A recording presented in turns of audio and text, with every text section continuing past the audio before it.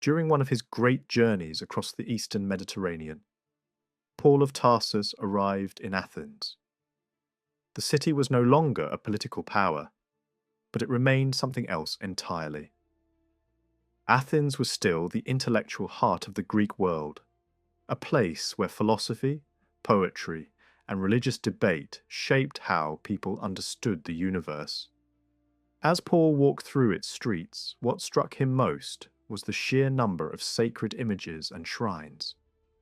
To him, the city seemed overflowing with gods. Paul began speaking publicly in the agora, the open square where ideas were exchanged as freely as goods. There, he caught the attention of local philosophers who struggled to understand what he was saying. To them, Paul sounded like someone promoting unfamiliar divine forces, ideas that did not fit neatly into the traditions they knew. Curious and cautious, they brought him before the Areopagus, the city's most prestigious council, a place where new teachings were examined and judged. Standing before Athens' elite, Paul began not with confrontation, but with recognition. He acknowledged the city's deep sense of devotion and pointed to something he had noticed while walking among their shrines. One altar, he said, was dedicated to a god whose name was unknown. Paul seized upon this detail and transformed it into his central argument. The God they honoured without fully understanding, he claimed, was the very God he had come to proclaim. Rather than speaking in foreign religious language, Paul framed his message in terms familiar to Greek listeners. He described a single divine force that could not be captured in stone or metal, a being beyond human craftsmanship and imagination. To support his claim, he even quoted a Greek poet, reminding his audience that humanity itself was said to be born from the divine. Only at the very end did Paul hint at the core of his message, referring not to Jesus by name, but to a man chosen by God, whose authority was proven through resurrection. The reaction was mixed. Some listeners dismissed him outright. Others were intrigued and wanted to hear more. A few, however, were convinced. Among them were members of the council itself. Long after this moment, a Christian writer would adopt the name of one of these early converts, lending enormous authority to his writings by linking them to the very beginning of Christianity's encounter with Greek philosophy. This episode captures one of the earliest attempts by Christian missionaries to reach the Greek world on its own terms. Athens was still seen as a symbol of wisdom and cultural depth, and Paul's strategy was not to destroy that image, but to reinterpret it. He suggested that the Greeks were already seeking the same truth, even if they did not yet recognize it. At the same time, the gap between belief systems remained real. Understanding alone was not enough. Only belief could bridge it. This moment foreshadowed debates that would shape centuries of religious history. One central question was whether Christians and pagans were, in some sense, reaching toward the same divine reality. Another was the idea that partial knowledge of the divine had existed long before Christianity, glimpsed by thinkers like Socrates.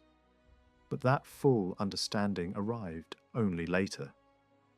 There was also the question of lesser spiritual beings, figures long familiar in Greek thought, which Christians would redefine as hostile forces rather than divine helpers. Conversion itself carried a different meaning in this early context. It was not simply changing one philosophy for another. It was described as awakening, as finding direction after wandering, as finally seeing what had always been there. When Paul referred to Greek poets, he implicitly placed his audience within a broader cultural identity. Early Christian writers often spoke of two main groups who rejected Jesus as the Messiah: Jews and Greeks. Over time, the word used for Greeks took on new meanings. it no longer described ethnicity alone, but belief. It could refer to idol worshippers, to Christians accused of straying too close to old traditions, or even to those condemned as heretics. As internal Christian disputes intensified, accusations flew in every direction. One group might accuse another of sounding too pagan, while being accused in return of distorting the nature of God. The label once used for outsiders became a weapon within the community itself. Yet many prominent Christian thinkers were deeply Greek in language and culture, and they rejected the idea that faith required abandoning that identity. Because of this confusion, other terms gained importance. One word came to describe all non-Christians as outsiders belonging to foreign nations. Another focused on religious practice, especially the worship of images, which Christians saw as fundamentally incompatible with true belief. Others emphasized the worship of multiple gods, or even went so far as to call pagans godless, arguing that false gods were no gods at all. Ironically, pagans returned the accusation, claiming Christians were the true atheists for refusing to honor the traditional deities of the empire. Some terms were harsher than others. A few simply described non-Christians as those who stood outside the community of believers, beyond the boundaries of the faith. By the end of the 4th century, the Roman Empire still functioned as a single administrative system, even though it had suffered serious losses on its frontiers. What it no longer possessed was cultural or linguistic unity. Across the eastern provinces, Greek remained the dominant language, even though people continued to speak Syriac, Coptic, and many other tongues in daily life. In the western provinces, Latin held the same position, despite the survival of older languages such as Celtic or Punic. These two halves of the empire were increasingly shaped by different cultural habits, even while remaining politically connected. When we speak of the East and the West, we are using convenient labels rather than precise boundaries. After the division of imperial responsibilities in the late 4th century, the Eastern Balkans, Asia Minor, the Levant, and parts of North Africa were governed from Constantinople. The western regions, stretching from Central Europe to North Africa, were administered from Rome. In the centuries that followed, invasions and occupations by Germanic and steppe peoples reshaped much of the Western world, while later Eastern emperors briefly reconquered parts of Italy, Africa, and Spain. Yet through all this turmoil, one thing changed very slowly. Greek remained the language of administration and worship in the East, and Latin continued to dominate both government and church life in the West. Even the new Germanic kingdoms adopted Latin for law and administration. For all the complications of history, the cultural divide between East and West remained remarkably stable. Because Christianity first took shape in the Greek-speaking world, it developed its earliest language and concepts in Greek. Latin-speaking Christianity came later, and its earliest texts appear only generations after the faith had already spread widely in the East. This difference shaped how Christians in the two halves of the empire described the world around them. In Greek, words already existed to describe outsiders. In Latin, new expressions slowly emerged as Christianity expanded. One Latin word in particular would come to define non-Christians. At first, Christians used a term meaning simply foreigner or outsider, borrowed from earlier Jewish usage. But over time, another word gained ground, one that originally referred to rural life. This word began as a simple description of people who lived outside cities, then came to suggest civilians rather than soldiers. Eventually, it became associated with those who stood outside the Christian community altogether. This shift was not accidental. Christian writers increasingly linked traditional religious practices with the countryside, where old rituals survived longer than they did in cities. Laws were passed, ordering the destruction of rural shrines. Poets and preachers spoke of ancient gods being pushed back into villages and crossroads. Church leaders complained that old customs clung stubbornly to rural populations. Over time, a word that once meant villager became the standard label for anyone who did not accept Christianity. This association left deep marks on European languages. In Germanic tongues, words meaning heath or wasteland were chosen to describe non-Christians, suggesting people beyond the borders of civilization. In Romance languages, the same root gave rise to words for both peasants and pagans. Language itself preserved the idea that old beliefs belonged to the margins, far from the centers of power and learning. Yet the contrast between Greek and Latin usage reveals something important. In the Greek-speaking world, the word used for non-Christians was tied to education, culture, and classical learning. In the Latin West, the dominant term emphasized rustic life and tradition. Christianity did not spread in the same way everywhere, and the language used to describe belief reflected those differences. Even within Christianity, belonging was not always clear-cut. Becoming a Christian was not an instant transformation. New believers passed through long periods of instruction before full initiation. Until baptism, they were considered incomplete members of the faith. Because of this, Christian writers often treated baptism as the defining boundary. To cross that line and then return to old practices was seen as a serious betrayal. Consulting diviners, celebrating ancient festivals, or participating in traditional rituals could instantly mark a baptized person as having fallen outside the Christian community. This makes the modern use of the word pagan deeply problematic. It was never a neutral label.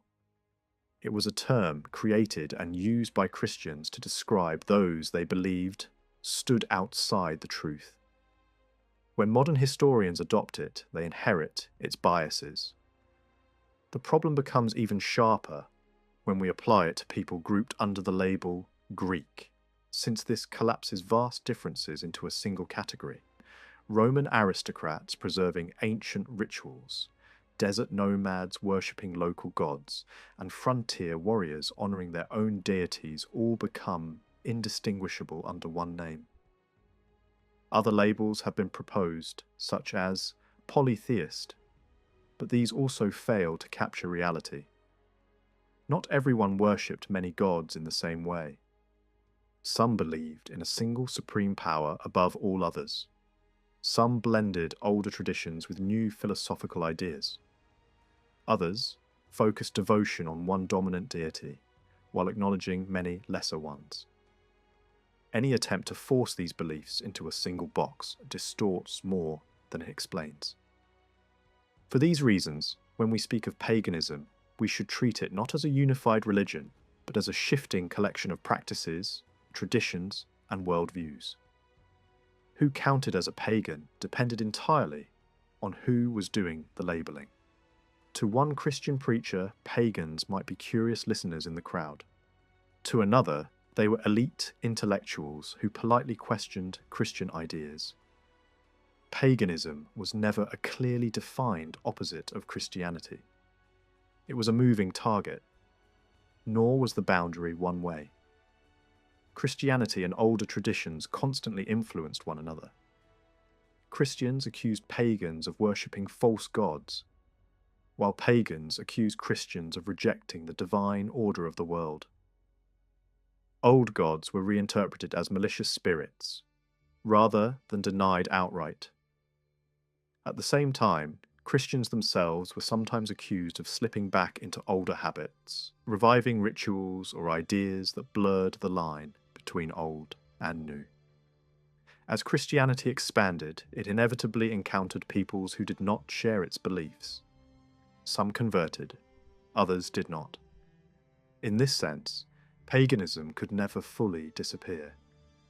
Even centuries later, when new religions emerged beyond the Christian world, Christians themselves could suddenly find themselves cast as outsiders, as people who possessed only part of the truth. Paul's appearance before the council in Athens is often remembered as the first time a Christian voice tried to explain this new faith to an audience shaped by older gods and older habits. But that moment did not open an easy road. In the decades that followed, the leaders of the empire treated Christianity as a dangerous refusal of public duty. Christians were pressured to prove loyalty by offering sacrifice to the traditional gods, or to the emperor's divine image. If they refused, the punishment could be prison, torture, or death. And yet the explaining never stopped. Writers argued, teachers instructed, neighbours watched neighbours, and slowly, quietly, families and friendships became the real engine of change. Much of that work left no trace in books, but it changed the world all the same. The symbolic break in the story comes in the early 4th century, when an emperor's fate became tied to the Christian god. In 312, Constantine experienced a conversion that still feels like a shadowed event, half miracle and half political turning point. Whatever happened in his mind, the consequences were immense. From that moment onward, Christianity was no longer only a persecuted minority. It began moving toward the centre of power. There would be one dramatic interruption later, when an emperor tried to reverse the tide. But the direction of history had shifted. From now on, imperial policy would have to deal with two pressures at once: conflicts within Christianity itself, and the presence of those outside it, especially traditional worshippers and Jews, who were increasingly discussed together in Christian thinking. Constantine's early life did not begin with certainty or grandeur. He was born sometime in the late 3rd century to a military family. His father, Constantius, rose through the ranks as a commander and governor. His mother, Helena, came from humble origins. When the empire reorganized its leadership, Constantius was elevated to high office in the western half, and Constantine was kept near the imperial court in the east. It was a political arrangement, but it also functioned as a kind of leash. If Constantius wavered, his son could be used as pressure. Then came the harshest wave of persecution the Christian communities had yet faced. Imperial orders demanded compliance, and the machinery of the state pushed hard. Later, Christian writers would claim that Constantius carried out these commands reluctantly, as if he already felt sympathy for the Christians. We should be careful with that picture. What we can say is that Constantius did not become famous for cruelty in the way other officials did, and that alone would later be remembered as a sign. After the retirement of the senior rulers, Constantius took the top position in the West. But Constantine was not granted the next step in the official ladder. At that point, Constantine made a bold move. He escaped the Eastern court and raced across the empire to join his father. When Constantius died, soon after in Britain, the army proclaimed Constantine as the new ruler. It was one of those moments when soldiers decided history before politicians could catch up, and it plunged the empire into years of rivalry and shifting alliances. By 311, the last great persecution was effectively over. One of the senior emperors, gravely ill, issued a statement allowing Christians to exist again, bringing an official end to the campaign of arrests and executions. But peace on paper did not mean unity in power. In the Western world, two strong figures remained. One controlled Italy and North Africa. The other was Constantine, holding the northern provinces and territories stretching towards Spain. War between them became unavoidable. In 312, Constantine moved quickly, crossing from the north into Italy, winning a series of brutal fights and marching toward Rome. The decisive clash happened outside the city, near the river crossing that guarded the approach. Constantine's forces drove the enemy back toward the water. The retreat collapsed into panic. The rival ruler was killed in the chaos, and Constantine entered Rome as the sole master of the West. Two writers close to Constantine's era claim that something extraordinary happened during this campaign. In one version, Constantine had a dream and was told to mark his soldiers with a Christian sign before the battle. In another version, he wrestled with which god to call upon, then saw a sign in the sky and received a second vision in a dream that confirmed it. We should not pretend we can reconstruct the exact sequence with certainty. These accounts were written with agendas shaped by loyalty, theology, and the desire to explain why Constantine won. Still, what matters is the shift that followed. After the victory, Constantine began to act like a Christian ruler, even though he delayed baptism until the end of his life. The sincerity and depth of his personal faith remain debated, but his political choices are unmistakable. Soon after, Constantine and an Eastern rival met and agreed on a new policy. Religious conflict would no longer be solved by force against Christians. All worship was officially permitted, and Christianity received particular protections. The Eastern political landscape then changed as well. Constantine's allies eliminated the most hostile anti-Christian leadership in the East, and for a time the empire settled into an uneasy balance between two rulers. But balance rarely lasts long in imperial politics. Tension returned. Accusations grew. Conflict reignited. By 324, Constantine marched again, defeated his last major rival, and became sole ruler of the entire empire. The difficulty for us is that much of Constantine's early story is filtered through later narratives. Pagan writers, Christian writers, and court poets all had reasons to shape him into the figure they needed. It is hard to know how far his Christian identity reached back into his childhood. His father was a soldier, and soldiers of that era often favoured the cult of the sun, a powerful, universal symbol that could unite different peoples under one radiant image. It is very possible that Constantius respected a single supreme power without fully embracing Christian belief, and also felt that persecution was unnecessary, even counterproductive. That kind of attitude existed in Roman society long before Constantine's rise. We also have public speeches delivered in honour of emperors, especially from the Western provinces where formal praise was a political art. These speeches are valuable because they reflect what educated audiences expected to hear. But they are not diaries. They are not confessions. They tell us more about acceptable language and public image than about the private soul of a ruler. In earlier speeches, Constantius and Constantine are praised in traditional religious terms. The gods are invoked. Victories are described as gifts from heaven. Dead emperors are spoken of as joining the divine realm. Even Constantine, early on, is portrayed through the old sacred vocabulary, with the sun itself imagined lifting his father into the sky. This is not surprising. That was how imperial legitimacy was normally framed. Then, a strange episode appears in the record a couple of years before the famous events of 312. Constantine visited a renowned sanctuary in Gaulish, lands associated with a healing deity linked to Apollo. There, according to a court speech, he experienced a vision.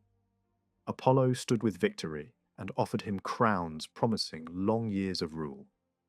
The language is flattering, almost theatrical, and we should not rule out that it was shaped by ceremony, storytelling, or even staged pageantry. But it reveals something important. Before Constantine publicly moved toward Christianity, his world was already full of signs, visions, and divine endorsements. He was already being framed as someone chosen by heaven. Around this time, Constantine's coinage began to feature the sun, God, more openly, and the sun became a bridge symbol. A single supreme light over all things could be interpreted in more than one way. Traditional worshippers could accept it. Christians could later reinterpret it. And in a world where political unity required shared symbols, that flexibility mattered. After 312, the language around Constantine becomes even more careful, almost deliberately ambiguous. Some speeches start speaking of a highest divine power without naming it clearly. They describe a supreme mind guiding the universe, a force above the sky, watching over creation. It is the kind of language that can please multiple audiences at once. Traditional elites could hear familiar philosophical religion. Christians could hear the outline of their God. Public inscriptions in Rome also use similarly vague wording, as if the state itself wanted to honor Constantine's victory without forcing everyone to agree on exactly which deity was responsible. A later speech goes further and describes a heavenly army descending to aid Constantine, led by his deified father. It is dramatic, filled with light and thunder and divine shields, and it echoes old Roman miracle stories, where gods or semi-divine figures appear on the battlefield. Whether the orator knew the Christian version of Constantine's vision or simply adapted older miracle language to praise a victorious ruler, the effect is the same. The emperor is being placed inside a sacred narrative, and that narrative is evolving. After Constantine's shift toward Christianity, something surprising happens in the public record. The official speeches written to praise him do not openly announce that the emperor has embraced a faith that, only a few years earlier, had been hunted down. Part of the reason is simple. These ceremonial speeches were designed to celebrate victories, character, discipline, and leadership, not to dissect theology. But there is another reason too. The idea that a ruler received help from heaven in battle was not shocking to a pagan audience. Rome had always believed that unseen powers could intervene at critical moments. So even when Constantine credited his success to a single divine protector, many listeners could still interpret it through familiar traditions. A Christian emperor could still be fitted into an older mental frame, at least for a while. We can see that careful balancing act in the Senate's response. Rome's political elite remained deeply attached to the city's traditional cults, and yet they needed to honor the new ruler who had taken power. When they built a monumental arch celebrating Constantine's victory, they crafted a message that avoided naming any one god. The monument drew visual authority from the past by borrowing statues and scenes linked to earlier Golden Age emperors, then added new imagery showing Constantine's triumph. And above it all, the inscription praised him for being guided by a divine impulse and a greatness of mind. It was wording that could mean different things to different people. Christians could hear the hand of their God. Pagans could hear a broader, familiar idea of divine favour. The phrase was a deliberate bridge over dangerous ground. Yet almost immediately, Constantine discovered that paganism was not his biggest problem. The more urgent threat came from inside the church itself. As soon as he tried to support Christianity, he ran into Christian division. In North Africa, a fierce dispute had been simmering for years. One faction demanded strict purity and condemned clergy they believed had compromised during the persecution. The conflict did not fade quickly. It hardened into a long, bitter struggle that would haunt the region for generations and give outsiders an easy argument. If Christians claimed one truth, why were they tearing each other apart? Then, after Constantine became the lone ruler of the empire, an even larger storm rose in the east.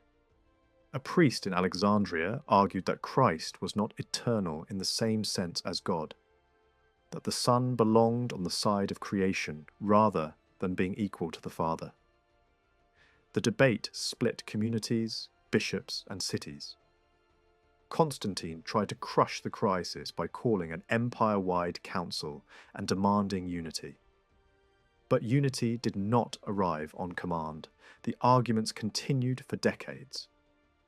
Different emperors took different sides. Entire court circles, provinces, and armies were drawn into the struggle. And the consequences were not only religious. When large frontier groups began adopting Christianity through missionary work, they often adopted this contested form of belief. What started as a theological dispute could reinforce political divisions and deepen mistrust in an empire already under pressure. All of this happened while the empire was still overwhelmingly non-Christian. When Constantine held the whole Roman world in his hands, most of his subjects still lived by older customs and honoured older gods. Later, Christian writers describe him as issuing harsh measures against sacrifice, oracles, secret rites, and violent spectacles. But the reality on the ground was messier. Many of these practices continued for a long time, even after laws were issued, and when temples were closed or dismantled, it often happened for specific reasons, tied to politics, public order, or the symbolic meaning of a particular place. Some famous shrines weakened, but did not vanish overnight. In several regions, traditional worship remained strong well into later centuries. Publicly, Constantine often spoke the language of tolerance. He portrayed peace as a gift to everyone, not only to believers. He suggested that those who still followed older ways should be left calm and undisturbed, and that time and stability might guide them toward what he believed to be the truth. That attitude was not just generosity, it was strategy. An emperor ruling a diverse empire could not simply flip a switch and expect a sudden, universal conversion. In fact, Constantine continued to treat many educated pagans with respect, especially in the Greek-speaking world where philosophy, old priestly families, and civic prestige still carried enormous weight. We even find signs that convinced pagans could travel, write, and work within the imperial system without being blocked at every turn. Some of them praised Constantine as a ruler of exceptional virtue and success, even while remaining loyal to the old gods. That alone tells us something vital. In the early years, the new order was not yet a clean break. It was a long overlap. As time went on, however, the atmosphere shifted. Constantine's letters and public statements increasingly imply that peace and victory were meant to produce gratitude, and that gratitude should lead subjects toward the Christian God. When that broad change did not happen quickly, his patience may have thinned. His court became more openly Christian. The emperor's circle began to reshape what was acceptable. We can sense the tensions in later stories about philosophers near the throne, intrigues and sudden falls from favour. Whether those stories preserve exact truth or not, they reflect the fear of the era, that religion, Influence and power were becoming dangerously intertwined, and that accusations such as magic could still destroy a political rival overnight. Yet at the same time, Constantine continued behaving in ways that looked traditional. He kept the old imperial role as guardian of public religion, a title emperors had carried for centuries. He also allowed honours that resembled older emperor worship in style, even when he tried to place limits on what could happen inside those rituals.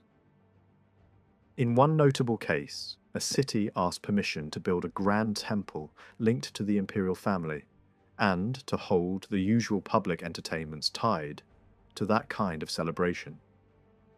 Constantine agreed, but added a warning that the place must not be stained by corrupt religious practices. It is a revealing blend: permission to maintain long-established civic customs, paired with language that signals a new boundary line. This is why Constantine's reign feels so complicated. When we look back, it is tempting to demand consistency, as if a converted emperor should instantly reject everything that came before. But conversion at the level of an empire does not work like that. Old habits, public expectations, and political reality move slowly. Some practices that later Christians would condemn harshly were not yet universally understood as incompatible with the new faith. The clash between continuity and change did not resolve in a single decade. It stretched across lifetimes. What history makes clear is that the greatest force behind mass conversion was not inner struggle or personal doubt, dramatic as those stories can be, but public example. When rulers adopted Christianity, their subjects often followed. This was not instant, and it was not always permanent. The process could unfold over decades or even centuries, and in some regions it could reverse direction entirely. Belief moved with power, habit, and authority as much as with persuasion. Constantine's decision fits into a broader pattern of royal conversions that reshaped entire societies. Christian thinkers later believed it was no accident that Christianity emerged and matured within the Roman world. But the command at its heart was always universal. The message was meant for all peoples, not only those inside imperial borders. Very early on, stories circulated claiming that the first apostles had carried the faith far beyond Roman control, to lands east and south of the empire. Whether or not these traditions reflect historical reality, they express an early conviction that Christianity was not confined to one political system. What we can say with confidence is that organized missionary activity beyond Roman territory began later, around the end of the 3rd century. One of the earliest clear examples of a whole kingdom adopting Christianity took place in a region newly drawn into Rome's sphere of influence. Armenia, caught between Rome and Persia, became the stage for a transformation that would echo Constantine's experience. After Roman victory over Persia, a new Armenian king was installed under Roman protection. Alongside him arrived a man who had been raised as a Christian abroad. At first, the king resisted fiercely. Christians were persecuted, and their leader was imprisoned for many years. But when circumstances changed, the same figure returned with new authority and eventually succeeded in converting the king himself. Whatever legends later added to the story, the result is unmistakable. Once the ruler changed his allegiance, the religious direction of the kingdom followed. What makes this case especially revealing is that Christianity did not simply erase existing structures. The new faith adapted itself to local traditions. Leadership within the church took on forms that closely resembled older hereditary institutions. Christianity reshaped the landscape, but it also absorbed elements of the society it entered. The faith did not look exactly the same everywhere. It took on different contours depending on where it took root. A similar pattern appears soon afterward in the kingdom north of Armenia, known today as Georgia. Here again, the story centers not on a grand theologian or imperial decree, but on a captive woman. Through acts of healing performed in the name of Christ, she gained the trust of the queen. The king remained skeptical until he experienced a moment of crisis during a hunt, when he was suddenly engulfed by darkness. In fear, he called upon the Christian God for help. When the darkness lifted, he accepted the new faith and became its chief advocate in his realm. The details of the story are clearly shaped by storytelling, but the structure is familiar. Christianity enters through personal relationships, is mediated through the ruler's household, and then spreads outward through royal authority. Further south, in the Kingdom of Ethiopia, another royal conversion unfolded during the same period. Once again, later writers preserved the story in dramatic form. 2 young foreigners survived a violent incident and were brought into the royal household.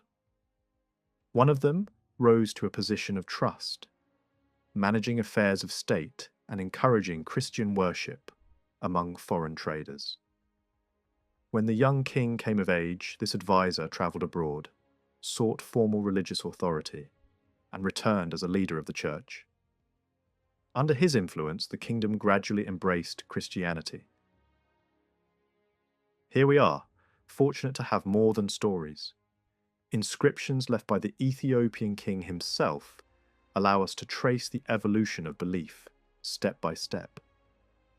At first, the ruler openly credited his victories to a traditional war god and proclaimed divine ancestry in the language of the wider Mediterranean world. Later, his language shifted. He spoke instead of a supreme lord of heaven and earth, unnamed but all-powerful, and emphasized justice and righteous rule rather than divine descent.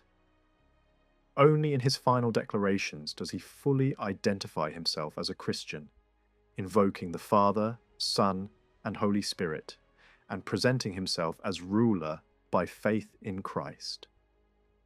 This slow progression mirrors what we see in Constantine's own reign. After his conversion, Constantine did not immediately abandon traditional imagery. Older gods continued to appear on his coins. He spoke of divine guidance in terms that could be interpreted in more than one way. The transition was gradual, not abrupt. Both rulers moved from local divine patrons to a single supreme power, and only later to explicit Christian belief. The similarities are striking. Constantine claimed the protection of an invincible solar power before openly identifying with the Christian God.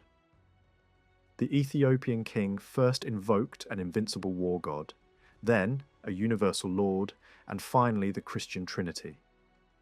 In both cases, belief evolved alongside political authority, not in isolation from it. The geopolitical background matters. Armenia and Georgia lay along the frontier with Persia, a rival empire that had recently undergone its own religious consolidation. Persian kings openly ruled with the support of a supreme god, and their state religion was deeply woven into military and political life. Roman emperors, by contrast, lacked a single unifying divine patron capable of inspiring armies and legitimizing victory. The cult of the emperors had lost much of its force, especially after decades of civil war. Constantine's relationship with his pagan subjects never follows a single clean line. At times we see tolerance, at times harshness, and sometimes simple indifference. That uneven pattern has led people to opposite conclusions. Some imagine a cold strategist using religion as a lulver. Others imagine a committed believer trying to crush the old gods at every opportunity. But when we step back, another reality comes into focus. Constantine had more urgent priorities than forcing an empire to copy his personal conversion, even if such a project had been possible while most of the population still followed traditional customs. His first concern was stabilizing the Christian community itself, because division inside the church threatened unity more immediately than paganism did. For an emperor, religious peace mattered, but it was only one item on a long list of dangers. After Constantine, nearly every ruler of the empire was Christian, with one dramatic exception. Julian, remembered as the apostate, ruled for a brief span in the early 360s. His reign has fascinated both ancient writers and modern storytellers, largely because it looks like a turning point. Julian had been raised in the Christian world, then fell in love with the older philosophical traditions, and eventually tried to reverse the religious direction of the empire. He did not simply practice the old rites privately. He aimed to rebuild paganism as a disciplined system, almost like a mirror image of the Christian church with organization, hierarchy, and moral reform. In that sense, he could be more intense than many Christian emperors who came before or after him. Some pagans welcomed him as a deliverer. Others hesitated, unsure whether this sudden revival could last or whether it was politically safe to commit. Even among pagans, loyalties were complicated.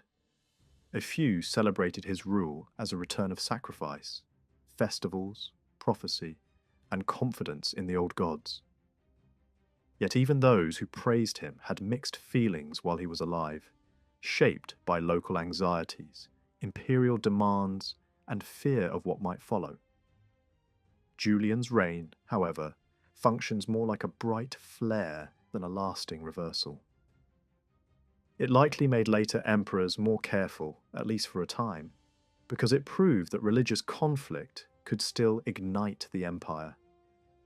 But it did not stop the slow process that had begun with Constantine. Christianization from the top down, moving unevenly across regions and generations. One way we can trace that process is through imperial laws directed at traditional religious practices. But laws must be handled carefully. The legal collections that survive were compiled later, often shortened, altered, or copied imperfectly. Even when the wording is clear, enforcement is another question entirely. Administrators could ignore orders, accept bribes, or simply look the other way. Church leaders themselves sometimes complained that emperors issued pious laws, but local officials did not carry them out. If anything, the relatively small number of laws aimed directly at pagan life, compared with the vast flood of legislation on other matters, suggests that paganism was not always the top obsession of imperial government. In Constantine's own legal record, we do not find direct laws aimed at paganism in the way later ages might expect. The first strong anti-sacrifice language appears under his sons. Even then, we see hesitation. One emperor ordered that sacrifices should end, yet soon afterward the policy was softened, at least in certain areas, because public life in Rome was tied to ancient entertainments. This reveals something important. For many people, pagan practice was not only belief, it was also food, festivals, civic pride, public games, and the familiar rhythm of communal life. Those pleasures made the old ways hard to erase. Over time, Christian leaders often tried a different strategy. Rather than simply tearing down every attraction, they searched for substitutes that could hold the crowd without the sacrifices. As the 4th century progressed, emperors continued the balancing act. Some Christian rulers still employed pagan intellectuals in high positions, trusting their skills while ignoring their beliefs. At the same time, laws became sharper. One emperor eventually ordered temples closed and threatened severe penalties for officials who failed to act. Local bishops, emboldened by this atmosphere, pushed for aggressive measures, calling temples tombs that should not be allowed to stand. Yet these same emperors could be controversial within Christianity itself, because doctrinal disputes split the church and made religious politics unstable. In one major city, a hated bishop was lynched in a burst of violence, and the emperor who replaced him chose not to punish the killers. The message was unmistakable. Power was shifting, and the rules were changing. After Julian's death, the next rulers stepped back from open confrontation.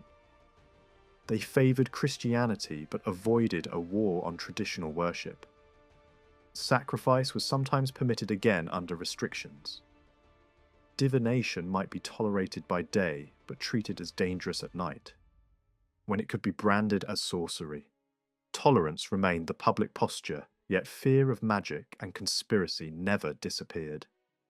When plots were suspected, investigations could turn brutal, and pagan suspects were often caught in the net. A decisive hardening comes with Theodosius at the end of the 4th century. Under his rule, the state's language grows far less ambiguous. He supported a stricter form of Christianity, backed it with councils, and issued laws that targeted sacrifice and temple worship more directly. Officials were forbidden to enter temples for worship. Sacrifice was framed not as harmless tradition, but as moral pollution. Enforcement intensified in certain regions, especially when powerful administrators launched campaigns against shrines in both countryside and cities. This pressure produced passionate resistance from educated pagans who argued that temples were part of the empire's heritage, not merely religious buildings. Yet even Theodosius could show restraint in specific cases. In some places, temples and statues were protected as works of art, not as objects of worship, as long as sacrifices did not occur. And even while tightening laws, he continued to use highly educated pagans for important state roles, including tutoring members of the imperial family. That contradiction is not an accident. It reflects the empire's reality. Talent was scarce, and cultural prestige still mattered. In the 5th century, restrictions continued, but they remained selective. Some laws barred pagans from certain ranks of service, at least in theory, yet pagans still appear holding high office.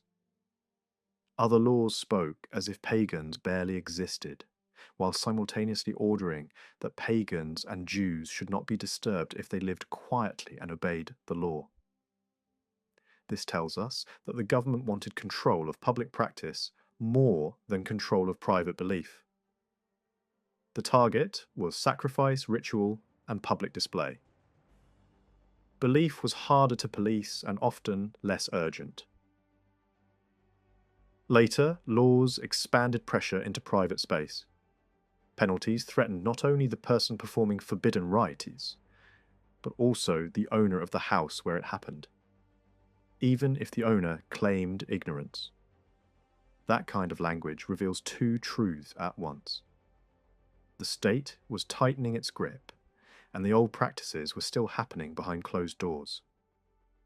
With Justinian in the 6th century, the legal atmosphere becomes more severe.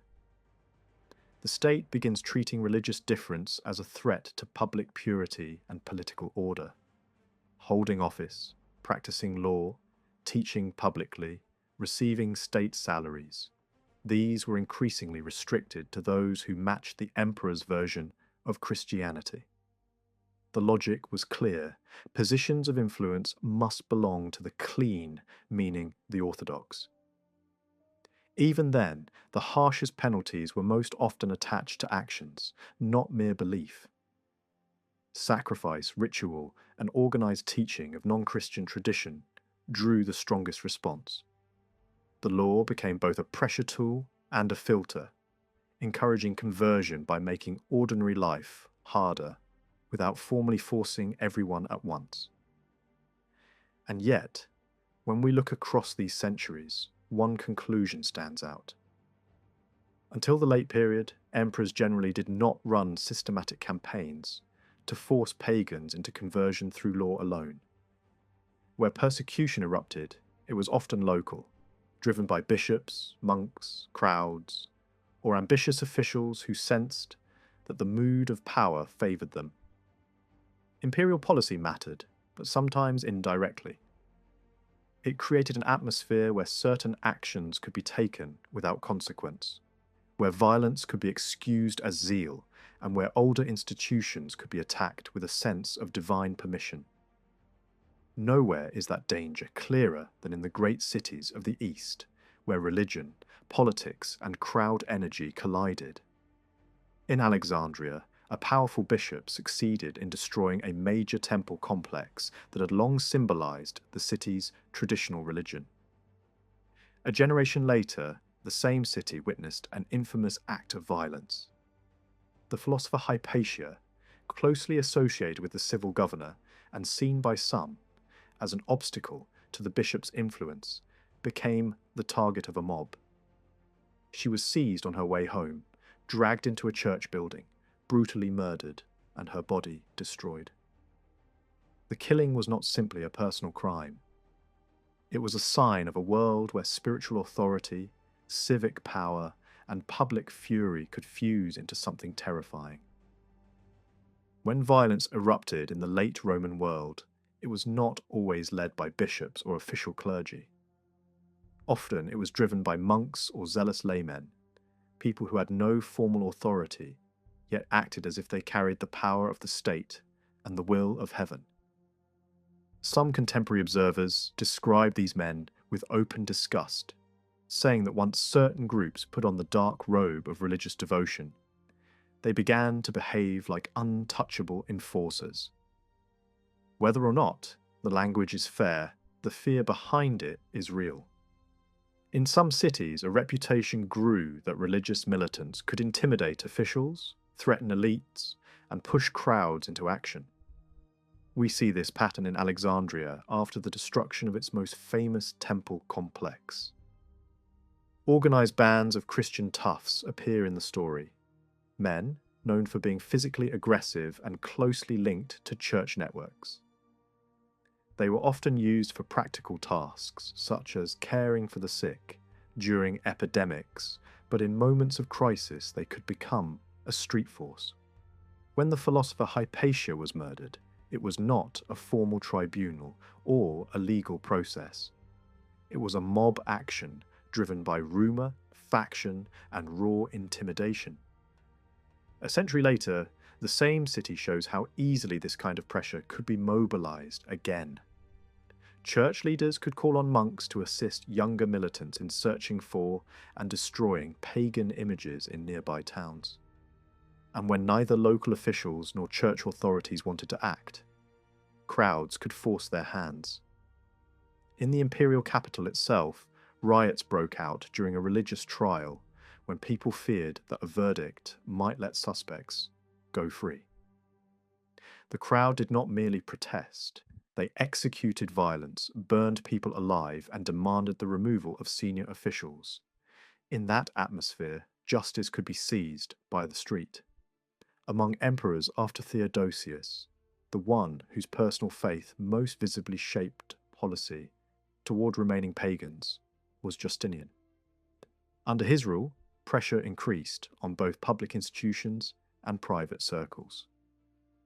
In Athens, the teaching of philosophy was shut down, and the small community of resident professors tried to find refuge beyond the empire's borders before returning. In the capital, the campaign cut closer to the bone. High officials were denounced for pagan beliefs and dragged into trials. Some chose suicide rather than face interrogation and public disgrace. A new wave of investigations followed, led by a powerful churchman who also functioned as a determined hunter of non-Christians. What survives of his reports suggests an uncomfortable truth for the Christian state. Pagan attachment still existed within the heart of the empire. The suspects were not only ordinary citizens, They included nobles, influential families, and educators, the people who taught literature and shaped cultural memory. Under torture, some confessed. Others were compelled into religious instruction, a forced process designed to erase their old identity and replace it with loyalty to official belief. In several cases, the most prominent figures ended their lives rather than submit. Even after these purges, paganism did not vanish. Reports from later decades show arrests, public humiliations, and the burning of books in major arenas, as if the state was trying not only to punish individuals, but to cleanse the city's intellectual bloodstream. And yet, the old practices remained stubborn. Long after Justinian, even Christian writers could still wonder why calamity seemed to strike the faithful, while non-believers appeared to survive. That kind of doubt only makes sense if pagans were still visible enough to be blamed. One of the last major investigations of this kind unfolded near the end of the 6th century. It began far from the capital in a region known for clinging to inherited cults. Local Christians complained that powerful families were oppressing them, and the emperor sent an investigator with orders to uncover what was happening. Torture produced confessions that widened the scandal. The inquiry spread from one city to another and suddenly reached places that were supposed to be strongholds of Christianity. A private house was discovered hosting a traditional festival, proof that the old gods had not disappeared but had simply moved indoors. The investigation quickly became politically dangerous. High officials were implicated. Clergy were implicated. Names that carried weight in the empire were whispered in the same breath as forbidden rites. The story grows darker as we see suspects attempting to hide behind respected bishops, records mysteriously disappearing, and people connected to the case turning up dead. When the scandal reached Constantinople, public fear and anger exploded again. Crowds demanded resignations, accused officials of sympathizing with paganism, and forced the emperor to reshuffle authority. A court condemned the central suspects to death, and the search widened across Syria and Asia, sweeping up both laymen and clergy. Even when powerful men escaped formal punishment, they often survived through bribery, bargaining, and spectacle. Some bought loyalty in the capital with money. Some bought silence in their home cities with entertainment, building projects, and performances. The result is revealing. In the late empire, religious trials were not only about faith. They were about status, rivalries, court factions, and the ever-present need to control public opinion. All of this shows why the imperial approach to pagans never follows a smooth path, from early tolerance to later persecution. Just as pagan emperors once treated Christians differently, depending on personality and politics, Christian emperors did the same with pagans. Some tightened laws, some loosened them. Some ignored the issue until unrest forced their hand. And even within Christianity itself, emperors faced resistance. Theological disputes fractured Christian unity again and again. In the West, imperial religious authority gradually drained away from the palace and into the hands of bishops and popes, shifting the center of power from emperors to church leaders. As secular rulers, emperors were usually more obsessed with keeping Christians united than with destroying paganism. The state often saw paganism as an error that could be corrected over time. The harsher suspicion tended to fall on groups the Christian imagination viewed as willfully rejecting revelation. But even when paganism was treated as curable, emperors still believed it was their duty to guide society toward the right path. They used laws, pressure, rewards, privileges, and patronage. Sometimes they encouraged action indirectly by empowering officials and church networks. Sometimes they created an atmosphere where violence went unpunished. Yet there was always an uneasy moral contradiction. Christian writers themselves could admit that murder and street violence were incompatible with a religion that claimed to transform the heart. Some insisted that real conversion could only come through persuasion, teaching, and patient example, not fear. That gentler approach never fully disappeared, even in an age when power and belief had become deeply entangled. When early Christians looked at the old religions of the Roman world, they tended to describe them with two harsh labels. They called them the worship of many gods, and they called them the worship of images. In their minds, those two things belonged together. The gods of the cities and countryside were everywhere represented in statues, reliefs, and sacred objects, and sacrifice was often carried out in front of those visible forms. From a Christian viewpoint, that meant people were treating stone, metal, and wood as if it were divine. And when blood, smoke, and slaughter were added to the scene, the practice could look not only false, but morally repulsive. Yet the great irony is this: Christianity grew fastest inside that very polytheistic world. It spread through towns, ports, armies, households, and marketplaces until it pushed the older cults to the margins across much of the former Roman Empire. At the same time, it never replaced the Jewish tradition from which it first emerged. To understand why the clash between Christians and pagans felt so intense, we have to look deeper than politics and law. We have to look at how each side imagined the unseen world above and around humanity. Christianity inherited a complex spiritual universe from Judaism. It insisted there was one supreme God, but it also spoke about other powerful beings beneath him.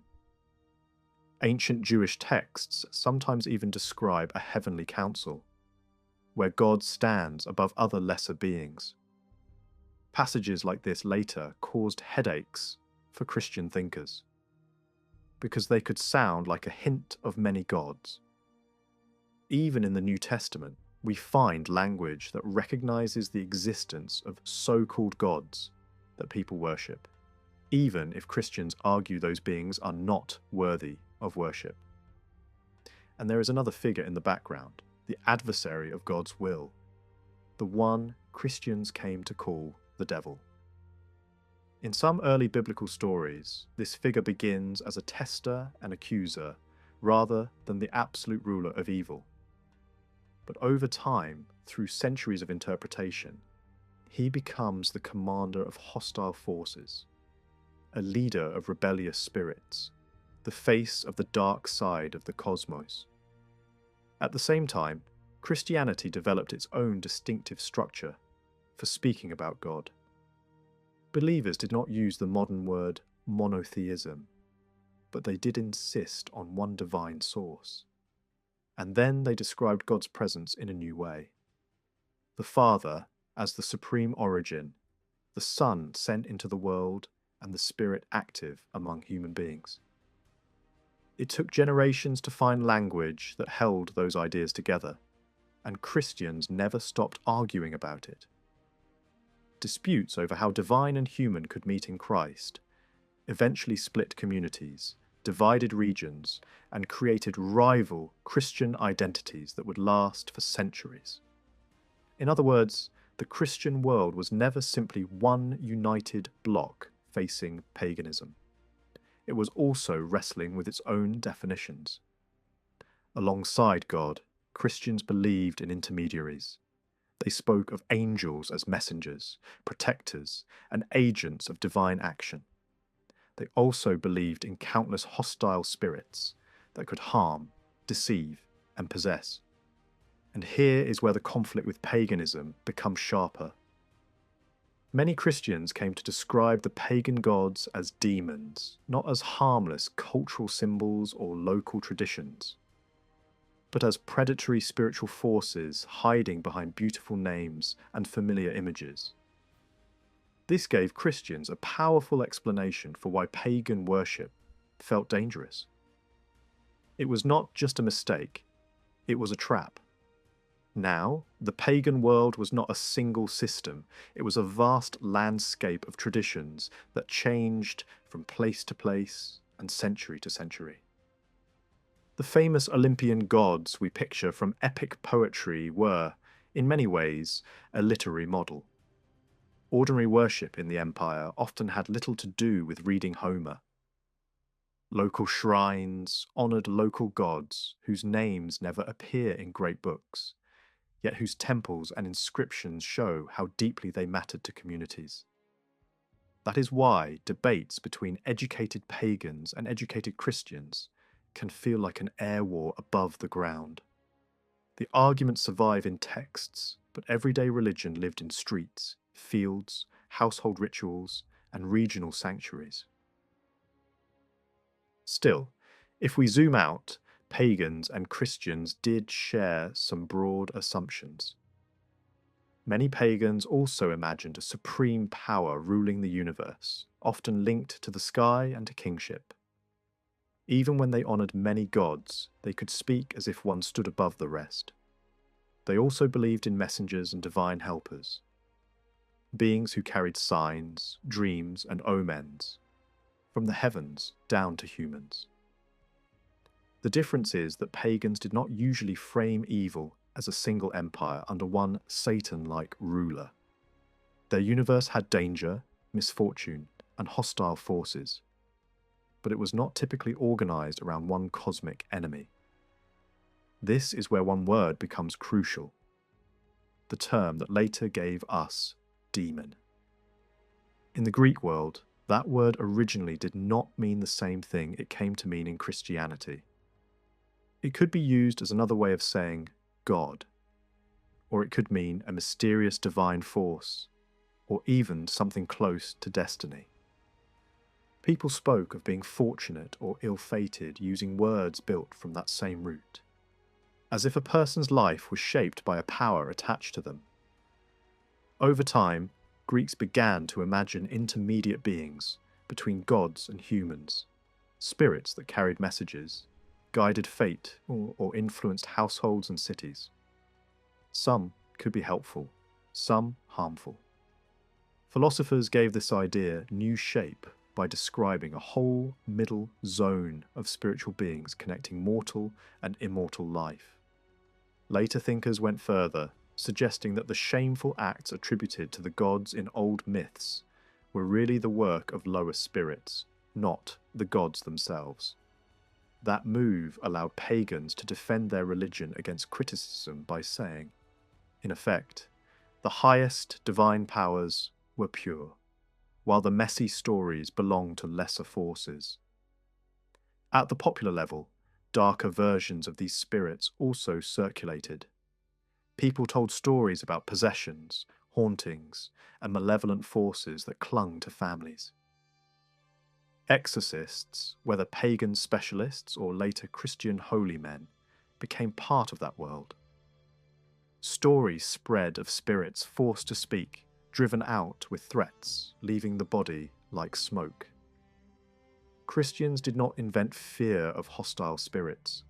They inherited a world already full of such anxieties, and then they reinterpreted them through their own theology.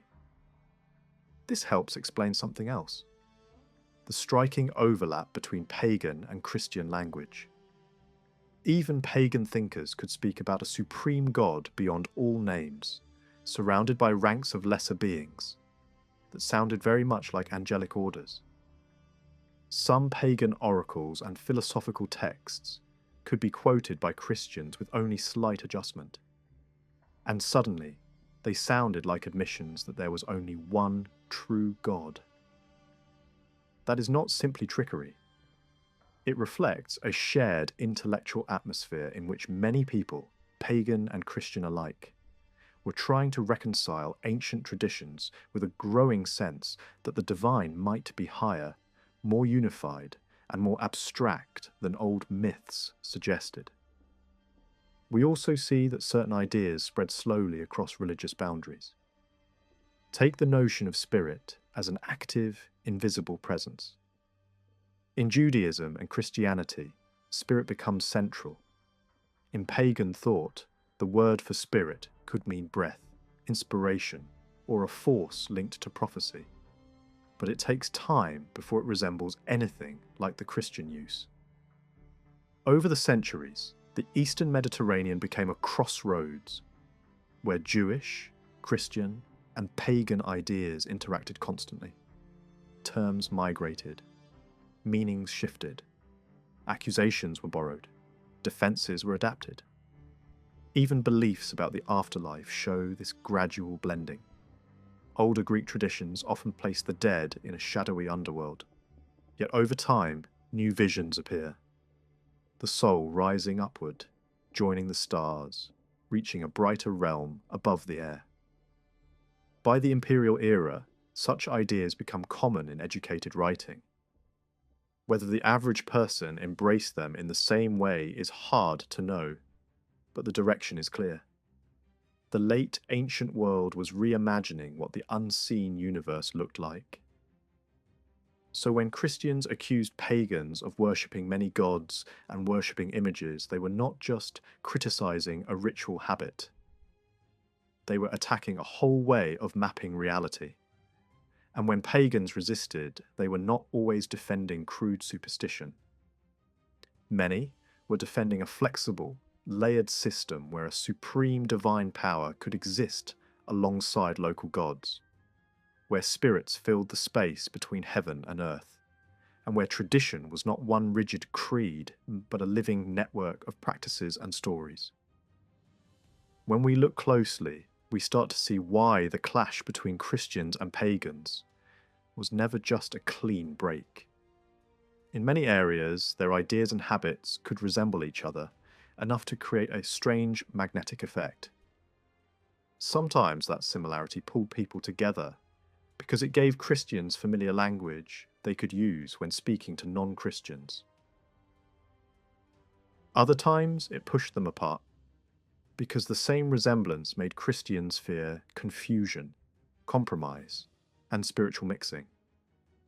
We can see the pull in the way early missionaries tried to build bridges. The most famous example is the story of Paul in Athens. Instead of beginning with an insult, he starts with a link.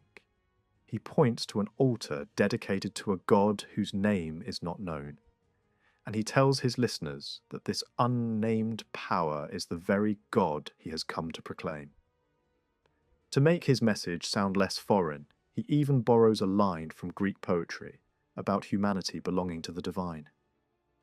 It is a clever strategy.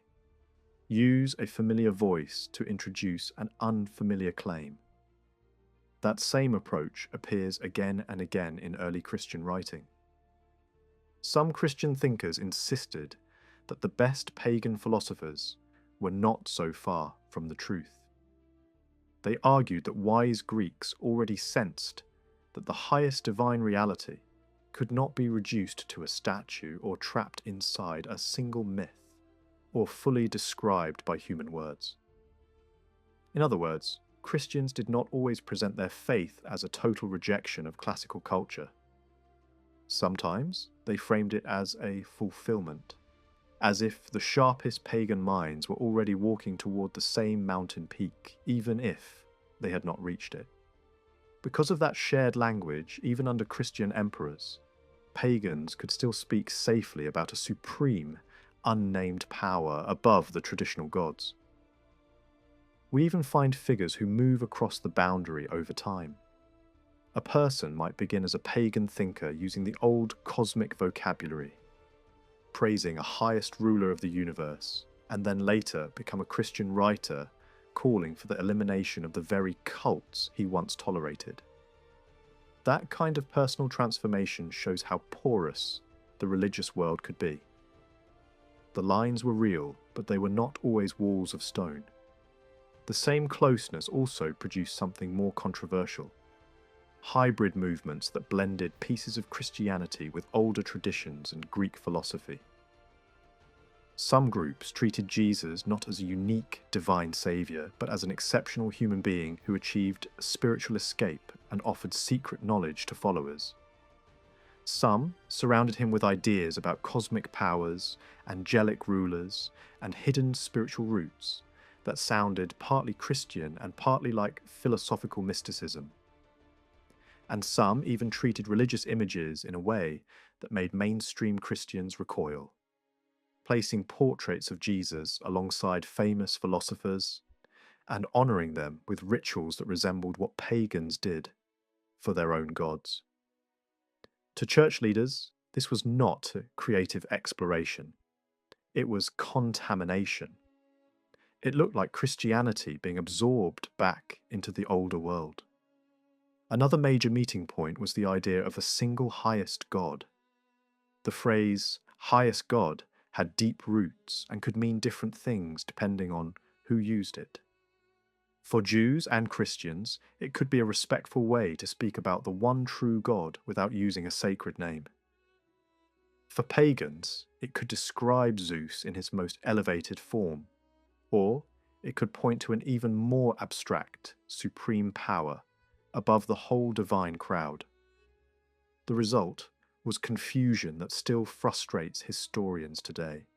Inscriptions and dedications to a highest God do not always tell us whether the worshipper was Jewish, Christian, pagan, or someone standing in between.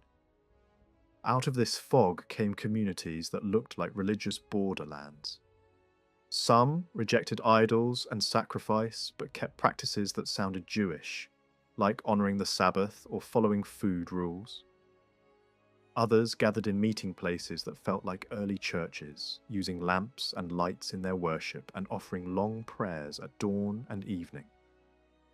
To outsiders, these groups could look like imitators, halfway between pagan custom and Christian style. To authorities, they could look like a threat precisely because they blurred categories. If they were not clearly pagan and not clearly Christian, then they undermined the idea that the religious world could be neatly sorted into camps. All of this helps explain why Christianity developed a strong obsession with defining itself. From the beginning, the movement was capable of splitting. Some divisions were about discipline and community loyalty. Others were about doctrine itself. Over time, Christians built a vocabulary for these fractures, separating ordinary quarrels from deeper breaks that created rival schools of belief. And because Christians saw the world as a spiritual battlefield, it was easy for them to explain internal division as the work of outside influence. If pagans worship many gods, then any Christian teaching that sounded like it multiplied divine powers could be attacked as dangerously close to paganism. Even debates about how to speak of Father, Son, and Spirit carried this fear in the background. Christians wanted to defend a divine unity so strongly that they often treated any hint of plurality as a trapdoor leading back to polytheism. When Christians looked at the Roman religious world, two accusations kept coming up again and again. Pagans worshipped many gods, and they worshipped them through images. In Christian eyes, those two problems were welded together. The moment a statue or carved figure stood in a temple and received offerings, the issue was no longer just many gods. It became idols, a word loaded with disgust and fear. To understand why the argument was so intense, we have to remember that this was not only a debate with outsiders, it also stirred arguments inside Christianity itself. Because Christians had to decide how far they could use images without sliding into the very thing they condemned. The roots of the Christian reaction went deep into Jewish tradition.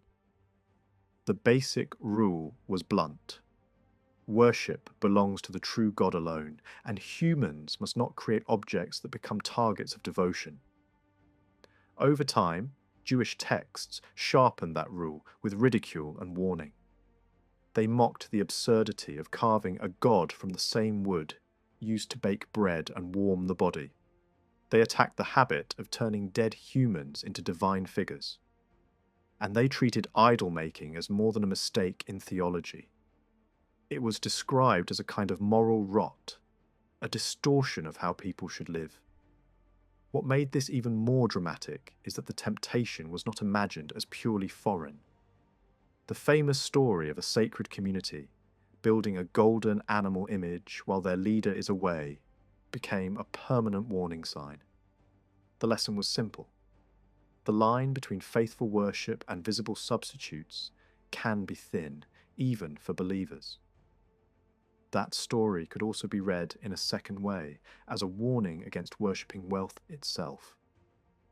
Gold did not only become a statue, it could become a master. As Christianity spread beyond Jewish circles, this problem turned practical.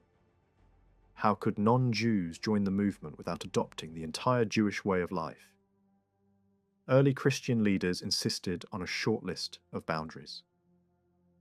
One of the most important was food connected to sacrifice. The reasoning was not only social, it was spiritual.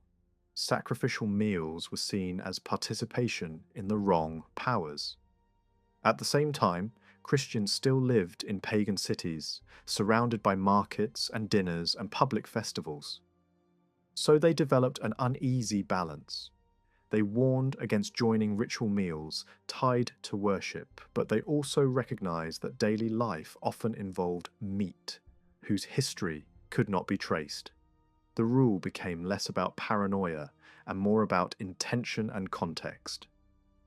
Early Christian writers pushed the argument further. They claimed that pagans had swapped the true God for copies of animals, birds, and human forms, and then treated those copies as sacred. They also widened the definition of idolatry into something uncomfortable.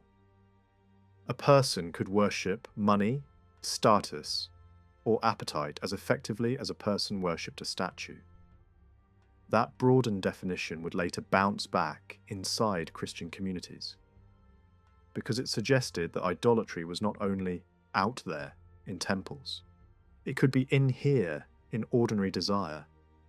But there was a twist. Christians were condemning image worship in a world where people often felt that images were not just decoration. Statues were treated as if they had a kind of presence. They could be washed, dressed, and honoured. Stories circulated about images that moved or punished thieves. Some people spoke as if divine power could be invited into a crafted form. Even skeptics lived in a culture where the boundary between symbol and presence was not always clear. That is why the Christian attack on idols became a major theme in public argument. Christian writers mocked statues as fragile objects that could rot, break, or be melted down. They pointed out the human hands behind every god. They even borrowed critiques from reflective pagans who also believed that the highest divine reality could not be captured in wood or stone. Pagans fired back with their own accusation. Christians, they said, had their own object of devotion, the cross.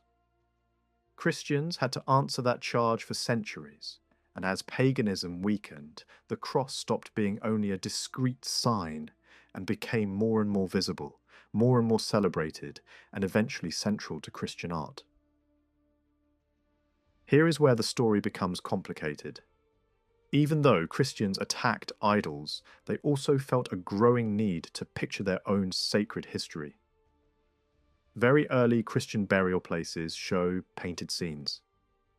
In some frontier cities, we even find early churches decorated with images of biblical stories, alongside Jewish communities whose synagogues were also painted.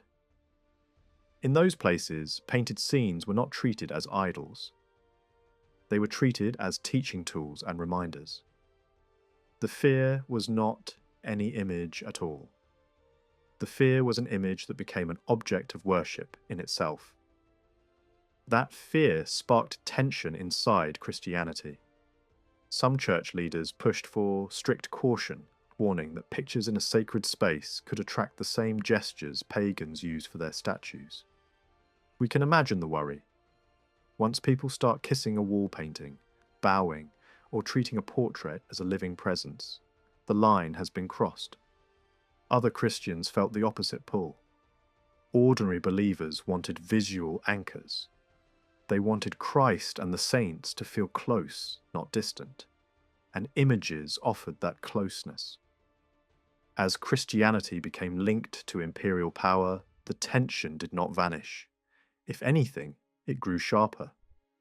Statues of Christ were rare, and many Christians preferred relief carvings or scenes on coffins, rather than freestanding figures. Three-dimensional images felt too close to pagan statues. Relief and painting felt safer. Even then, Christian art often borrowed familiar visual language from the pagan world. A heroic figure killing a monster could be reread as the victory of good over evil. Mother and child imagery could echo older goddess and infant motifs, while now pointing toward Mary and Jesus. Sometimes the overlap was so close that even today it can be hard to tell whether we are looking at direct influence or simply shared artistic habits. We also see this debate playing out in real exchanges. Some powerful Christians asked for images of Christ, expecting approval. Instead, they received sharp refusals. The argument went like this: how can we capture in paint what is divine and beyond form? If we portray Christ as he walked on earth, we still fail to show the full reality within him. If we try to portray him in heavenly glory, we attempt what human hands cannot do. And if Christians start carrying around portraits, it begins to look as if we are doing exactly what we condemn in idolaters. Other leaders took even more direct action, tearing down church hangings that showed human figures and demanding that such things not appear in sanctuaries. Yet the archaeological record tells us the other side of the story. Images did appear and they multiplied. Practice outran strict theory, largely because believers wanted visual support for devotion and memory. Over time, a kind of compromise language emerged. Some bishops admitted they personally disliked images, but argued that simpler people could be helped by them. Images could act like a bridge for those who could not read, turning walls into a visual gospel. In that view, pictures were not rivals to God. They were tools, like spoken words, pointing beyond themselves. The logic was practical. Even scripture sometimes used familiar names from surrounding culture, so people would understand what was being described. In the same way, an image could help the mind climb toward the divine, even if the image itself was not the divine. As pagan worship faded, something unexpected happened. The old belief that images could act, heal, and protect did not disappear. In some places, it resurfaced in a new key, as if the habits of the ancient world were slipping quietly into Christian space. We can see it in the story told about a statue in the region of Caesarea Philippi. People claimed it showed the woman healed after years of suffering, the one who reached out to Jesus for help. Locals said the statue had been raised in gratitude, and they pointed to a strange plant growing nearby that supposedly cured illnesses. What matters is not whether the miracle herb was real, but what the story reveals. Even while faith was changing, many people still expected sacred power to cling to a visible object. A generation later, the story grew more dramatic. Now, the statue was said to have been found buried, dug up like a relic from the earth, and linked to a written message explaining who placed it there and why. Christians, in this retelling, moved it into church property, carefully insisting they were not worshipping bronze. They claim they were simply honouring what the statue pointed to. That shift shows a new mental world forming. Images were becoming emotionally charged, even while leaders kept repeating that matter itself must not be adored. In later centuries, the pattern would go further. Icons would be described as speaking, weeping, even bleeding, just as old pagan statues had once been rumoured to move and punish thieves. The fear of idolatry never vanished, but the hunger for visible holiness kept pressing forward. At the same time, another current ran in the opposite direction. Even when Christian rulers restricted pagan ritual, they often protected pagan statues as art. The logic was practical. If a statue no longer served a temple cult, it could be recast as public decoration, a trophy of the past rather than a living god. Emperors carried famous artworks to their capitals, and officials relocated statues from neglected corners to baths, forums, and civic buildings. In the cities, beauty could be forgiven once worship was stripped away. In the countryside, where traditional cults were harder to dislodge, the policy could be harsher. Rural shrines were targeted precisely because they were seen as fuel for old customs. So we end up with a strange landscape. In one place, statues are smashed as spiritual threats. In another, they are preserved as culture and prestige. We also notice how Christians themselves handled pagan imagery when it felt safe. A benefactor could raise a heroic statue and wrap it in flattering language that sounded almost Christian in tone. Public art could still celebrate virtue, civic rescue, and moral strength, even when the figures were drawn from older myth. But this confidence did not last everywhere. Later, hands might carve crosses on the same base, scratch prayers into the stone, or even chisel the image away. These monuments become time capsules of changing nerves. First acceptance, then suspicion, then an urge to purify. As the pressure increased, pagan worship did not simply vanish. In many cases, it went indoors. If a person could no longer sacrifice in a public sanctuary, the next move was secrecy. Statues could be hidden behind false walls. Ritual objects could be disguised, kept in private rooms, protected by everyday clutter. One famous story describes Christians raiding a house where a narrow opening led into a concealed space used for sacrifice. The entrance had been sealed with plaster and stone to hide new construction. A chest of incense and cakes was placed in front, and a lamp burned even in daylight to make the spot look like ordinary devotion rather than a cover for something forbidden. When the wall came down, a collection of images appeared like contraband. The attackers burned some of them on the spot, partly to prove a point. If these gods still had power, the destroyers should fall dead immediately. When nothing happened, the act was treated as a public demonstration that the old powers were broken. Archaeology echoes the same habit of concealment. Hordes of statues and votive reliefs have been found buried, walled up, or sealed beneath brick vaults. Sometimes the motive was fear of Christian destruction. Sometimes it was fear of invasion, looting, or chaos, especially when cities faced barbarian raids and civil violence. Either way, the result is the same. Whole fragments of the old sacred world were packed away, as if someone hoped the storm would pass and the future might be different. But the most unsettling Christian warning was that idolatry could return without statues at all. The visible idol was easy to condemn. The invisible idol was harder.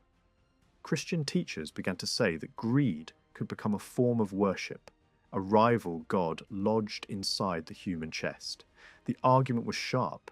If we can be ruled by gold, we have simply traded one idol for another.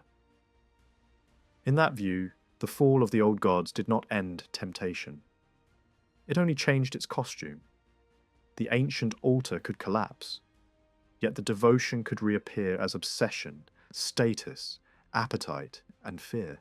And while some believers insisted images were only tools that pointed beyond themselves, others worried that images were training the mind in the wrong direction. If we grow used to kissing wood and paint, bowing to material forms, and expecting power to live inside objects, we risk repeating the ancient mistake in a Christian language. That tension did not fade away. It hardened over centuries until it exploded into open conflict, when emperors tried to ban sacred images and theologians fought back, arguing that honouring an icon was not the same as declaring it a god. On one side stood the fear that any sacred picture could become an idol. On the other stood the conviction that an image could be a window, not a replacement, a sign that points to holiness rather than stealing holiness for itself. When we step into the world of the early Christians, we quickly discover that the real battleground was not only temples and doctrines, but ordinary public life. In North Africa, a fiery Christian writer named Tertullian looked at the Roman obsession with entertainment and saw a spiritual trap disguised as fun. Arena fights, chariot races, and the theatre were not harmless distractions to him. They were rituals of a pagan society, places where crowds learned to love cruelty, appetite, and spectacle. He even taunted fellow believers with a shocking line meant to snap them awake. If people crave blood so much, we already have the blood of Christ. Behind the provocation was a deeper claim. Christianity had its own central blood story, and it was meant to replace the old appetite for violence, not sit beside it.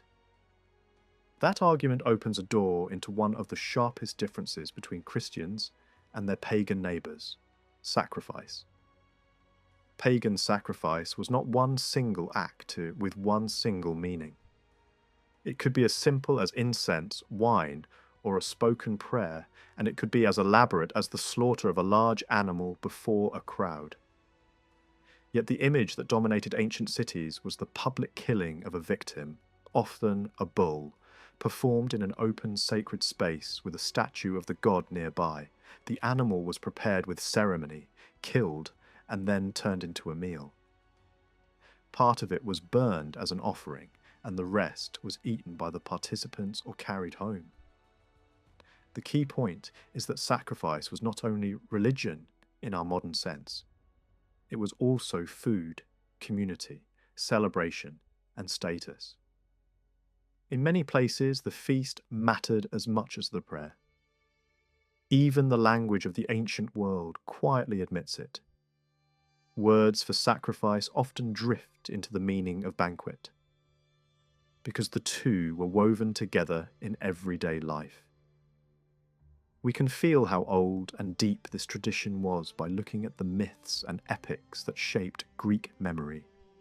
Stories imagine the dead as thirsty for blood, crowds of shades pressing forward to drink it, and rites that use slaughter as a way to speak with the unseen. The Romans treated blood differently in some contexts, but they still lived inside a culture where killing an animal could be the most visible way to communicate with higher powers. And these acts did not stay inside temples. Meat from sacrifices moved into the marketplace. When officials cracked down on Christians in certain regions, they noticed something practical as well as spiritual. The old sacrifices revived, and sacrificial meat reappeared for sale. That tells us how closely worship and economy were connected. Even state life could include small, sacrificial acts. In Rome, political meetings traditionally opened with a token offering of incense and wine, a tidy version of sacrifice designed for indoor space. Yet we should not imagine that everyone loved blood offerings without question. Long before Christianity became a major force, some Greek thinkers had already begun to recoil from the killing. They imagined a purer past where people offered symbolic gifts, not living bodies. Others argued that taking an animal's life for ritual was too close to murder. Over time, a strand of philosophical religion emerged that praised restraint, even vegetarian discipline, and claimed the highest divine reality did not need smoke, flesh, and slaughter. This matters because it helps explain why the Christian message could feel both alien and strangely familiar at the same time. When Christians attacked blood sacrifice, they were not the first people in the ancient world to do so. What made them different was the reason they gave and the replacement they offered. That replacement stood at the center of Christian identity, the communal meal that remembered Jesus' final night and his death. Early Christians did not see themselves as abolishing sacrifice only to leave an empty space. They believed a single, decisive act had already happened, Christ's self-offering, and nothing else could match it. That is why Christian writers could describe the crucifixion in sacrificial language: an offering, a covenant sealed, a rescue accomplished through blood. The point was not that Christians rejected the idea of sacrifice in every form. The point was that they believed the old system of repeated bloodshed had been surpassed by one event that did not need to be repeated through killing. Their shared meal of bread and wine became the new way of remembering and participating in that event. It looked simple on the surface, but it carried enormous weight. It marked belonging, unity, and a new relationship with God that did not depend on a temple courtyard soaked in blood. This is also where the conflict sharpened. To many pagans, Christian language about eating and drinking in connection with the Saviour's body and blood sounded disturbing, even grotesque.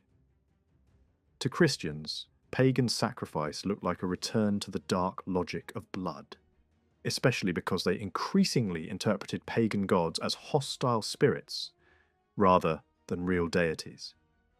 That belief produced a strict line. Joining a pagan sacrifice was not just attending someone else's ceremony. It was sharing a table with powers Christians did not trust. Some believers argued that idols were nothing and the meat was only meat. Others warned that weaker members of the community could be pulled back into old habits. So the issue became social as well as theological. What do we do at dinners, festivals, markets, and public events when the food, the music, and the celebration are tied to a God we do not worship? And just when we think the story moves steadily away from blood sacrifice, the ancient world surprises us again. A pagan emperor like Julian tried to revive the old religion with maximum drama, and sacrifice became his loudest symbol.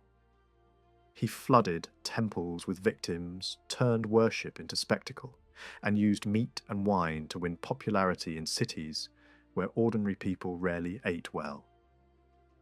Even pagan observers who respected him could joke that he looked less like a priest and more like a butcher. Behind the jokes was a real tension inside paganism itself. Some thinkers wanted a cleaner, more spiritual religion, while others insisted that sacrifice was the living wire connecting humans to the gods. Words alone, they said, were empty without an offering that gave them force. Early Christian communities gradually reshaped the Jewish food rules they inherited, and one of the strongest lines they drew was about blood. They treated blood as something a believer should not consume, and they were wary of meat that had not been properly killed. Writers like Tertullian describe this almost like a badge of identity. Even when Christians were mocked or tested, refusing blood-heavy foods was a way of showing that they would not blur the boundary between their faith and the rituals of the wider world. This concern about blood carried an emotional weight, because Christians did not see blood as neutral. In their imagination, blood could mean two opposite things at once. On one hand, it was the substance of pagan sacrifice spilled publicly in front of images and altars. On the other hand, it was the language Christians used for the death of Jesus and for the suffering of believers who died for their faith. That is why martyr stories hit so hard. In the famous account of Perpetua's Circle, we see a crowd treating a dying Christian's blood like entertainment, almost like a crude joke about bathing, while Christian readers saw the same scene as an echo of baptism and of Christ's own sacrifice. The same blood that amused spectators became, for the faithful, a sign of loyalty and a mark of spiritual victory. In that clash of reactions, we can feel the gulf between two worlds that lived in the same cities but read the same images in completely different ways. Over time, the meaning of martyrdom changed again because the physical remains of martyrs began to matter. Bones, blood-stained objects, and burial places were treated as powerful, as if courage and holiness had left a trace that could still help the living.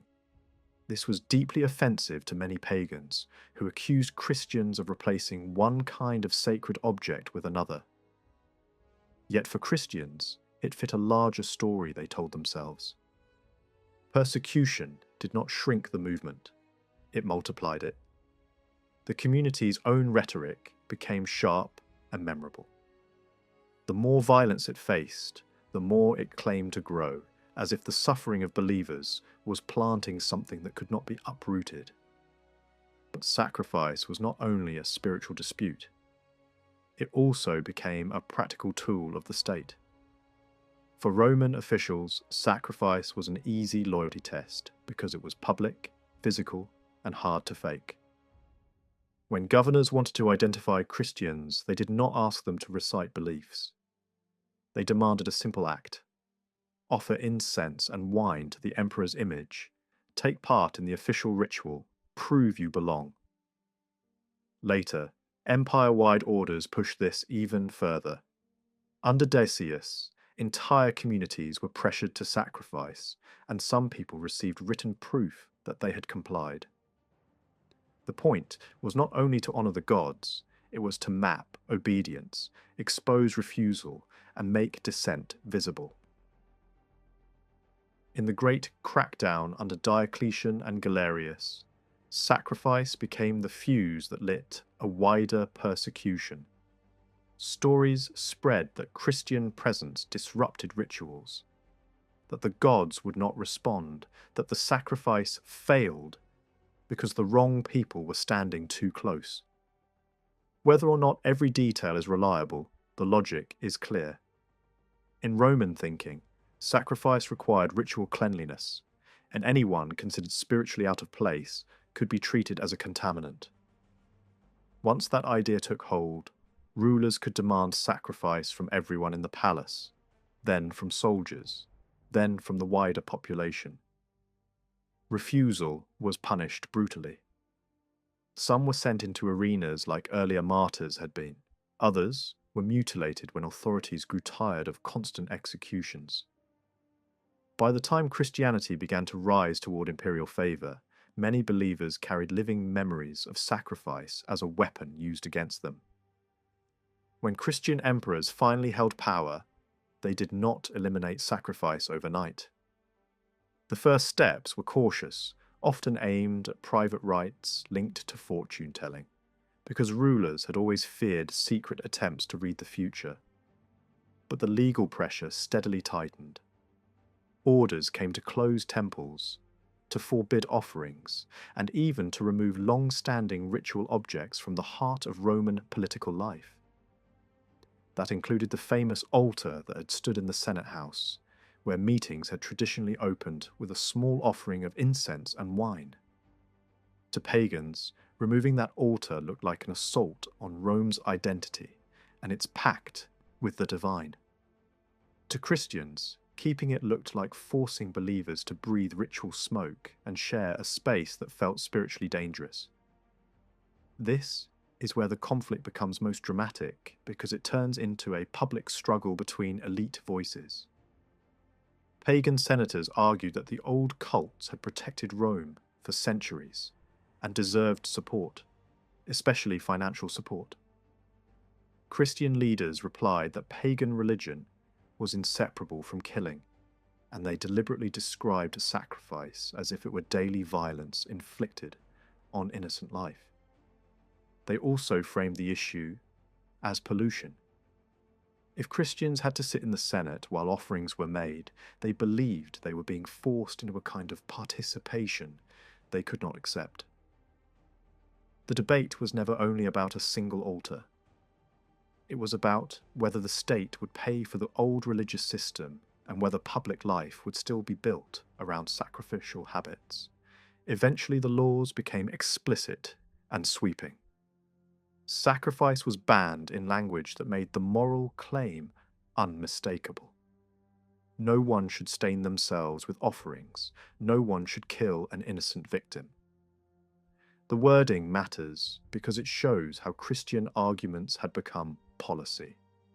The same moral framing that bishops used in letters and sermons now appeared in imperial commands. Yet even after the bans, Christians kept returning to the theme, because sacrifice was tied, in their minds, to the darkest parts of pagan spectacle. Writers linked gladiatorial games to ancient funeral rites and to underworld powers, presenting the arena as another kind of offering, where human bodies replaced animals. In that telling, the fight in the sand was not just entertainment. It was a leftover ritual of blood, one more sign of a world Christianity claimed to be leaving behind. So by the 4th century, Christians opposed pagan sacrifice for several reasons at once. They believed it blurred loyalty to one God. They remembered how sacrifice had been used to expose and punish them. They feared the social pressure that came through food, festivals, and public ceremonies. And they carried a moral revulsion toward blood rituals that they reinforced with philosophical arguments, political authority, and the emotional power of martyr stories. When we put all of that together, sacrifice stops looking like a narrow religious detail. It becomes a central fault line in late Roman society, running through kitchens, marketplaces, temples, courts, and arenas, and forcing everyone to choose what kind of world they were willing to belong to. Even after emperors issued bans, the real world changed slowly. Laws could close temples on paper, but they could not instantly erase habits that had shaped communities for centuries. In the 5th century, we still find Christian writers admitting that sacrifice had not disappeared at all. They argue with pagans who point out an awkward fact. Ancient Israel itself had sacrificed animals. The Christian response was to reframe that past as a stepping stone, not an ideal. The claim was that God had tolerated sacrifice for a time, then gradually pushed people towards something higher, away from killing and toward worship that used words, gratitude, and conscience. The message was clear. We should not abandon old customs just because we fear punishment, but because we are convinced by a different understanding of what God wants. But persuasion did not always work. Across the empire, pagan sacrifice continued in private, sometimes quietly, sometimes in hidden networks that lasted into the 6th century. And in places where the state's grip was weak, it could persist even longer. We even hear of situations where officials looked the other way for a price, treating forbidden sacrifice like a source of extra income. That tells us something important. Suppression was rarely a clean moral crusade. It was often messy, local, and compromised, shaped by governors, bribes, and the limits of enforcement. Church leaders also realized a deeper truth. They might be able to ban pagan rituals, but they could not ban people's desire for festivals, feasts, and a break from ordinary life. Religious change had to compete with the human need for celebration. So the church began to redirect that energy rather than simply crush it. Instead of old communal feasts tied to traditional gods, bishops and abbots promoted new holy day gatherings with food, drink, and public generosity. We can see this as a strategy of replacement. Keep the rhythm of the year, keep the joy of shared meals, but change the story people tell about why they are gathering. The same approach shows up in advice given for newly converted peoples on the empire's edges. Where communities had long marked sacred days by slaughtering cattle for their gods, Christian leaders suggested they slaughter cattle on Christian feast days instead, turning an older custom into a new kind of celebration without the old religious meaning. This is why sacrifice became such a hard line between worlds. Images could be reinterpreted, festivals could be repurposed, even some language could be shared. But animal sacrifice was the point where compromise felt impossible. For Christians, the death of Jesus was understood as the final offering that made further blood rites unnecessary. Christians could still use the language of offering for prayer, charity, and their central communal meal. But they insisted that this was not the same thing as killing animals before a shrine. On this issue, the break with both pagan practice and even parts of older Jewish ritual felt complete. Prayer, by contrast, offered a bridge. Almost every culture prays in some form, and that made Christian prayer easier for outsiders to recognize. Yet Christian prayer still had its own character. Ancient Greek and Roman writers sometimes warned that people pray for foolish things, or try to bargain with the gods, or ask for wealth and status that end up ruining them. Those moral criticisms sound surprisingly familiar because they touch universal problems. We want things that look good, but turn harmful, and we imagine divine powers can be bribed. Christianity shared that concern, but it directed prayer toward inner change rather than outward gain. And it encouraged believers to pray not only for themselves, but for the whole human community. Christian prayer also carried a distinctive tone of intimacy. It spoke to God as Father, not merely as a distant ruler. Educated pagans could understand the idea of a supreme divine Father in an abstract sense, but Christian prayer pushed it into daily life, into personal dependence, forgiveness, and the hope of protection during trials. It also encouraged privacy and sincerity over performance. Instead of praying loudly for reputation, believers were taught to pray unseen, trusting that God hears without being impressed by long speeches. At the same time, early Christians argued over the details of how prayer should look. Should we stand, kneel, or prostrate ourselves? What should our hands do? How should men and women present themselves? Some voices insisted that posture and gesture mattered because prayer formed the body as well as the mind. Others worried that too much emphasis on outward form would make prayer resemble the very religious show they wanted to escape. Over time, certain visual habits emerged, especially the image of believers praying with arms extended, a posture that signaled devotion and imitation of Christ's suffering. So as sacrifice declined slowly and unevenly, prayer helped define the new religious landscape.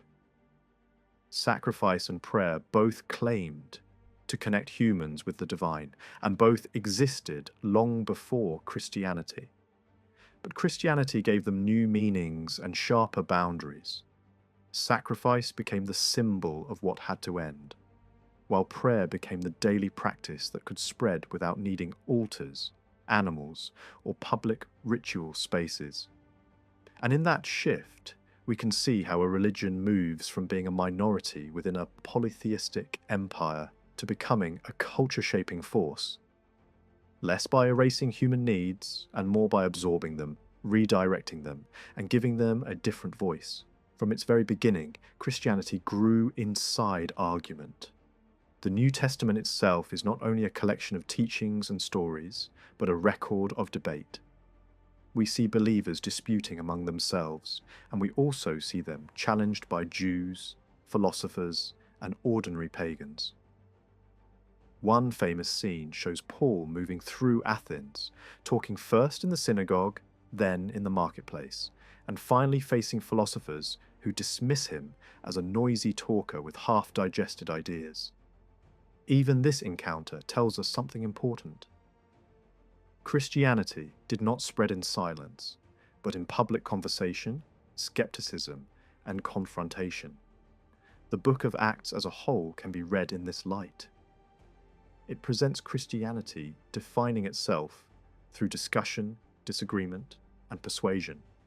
Whether we see this as a clash between different Christian leaders, between Christianity and Judaism, or between the new faith and the pagan world, the message is the same.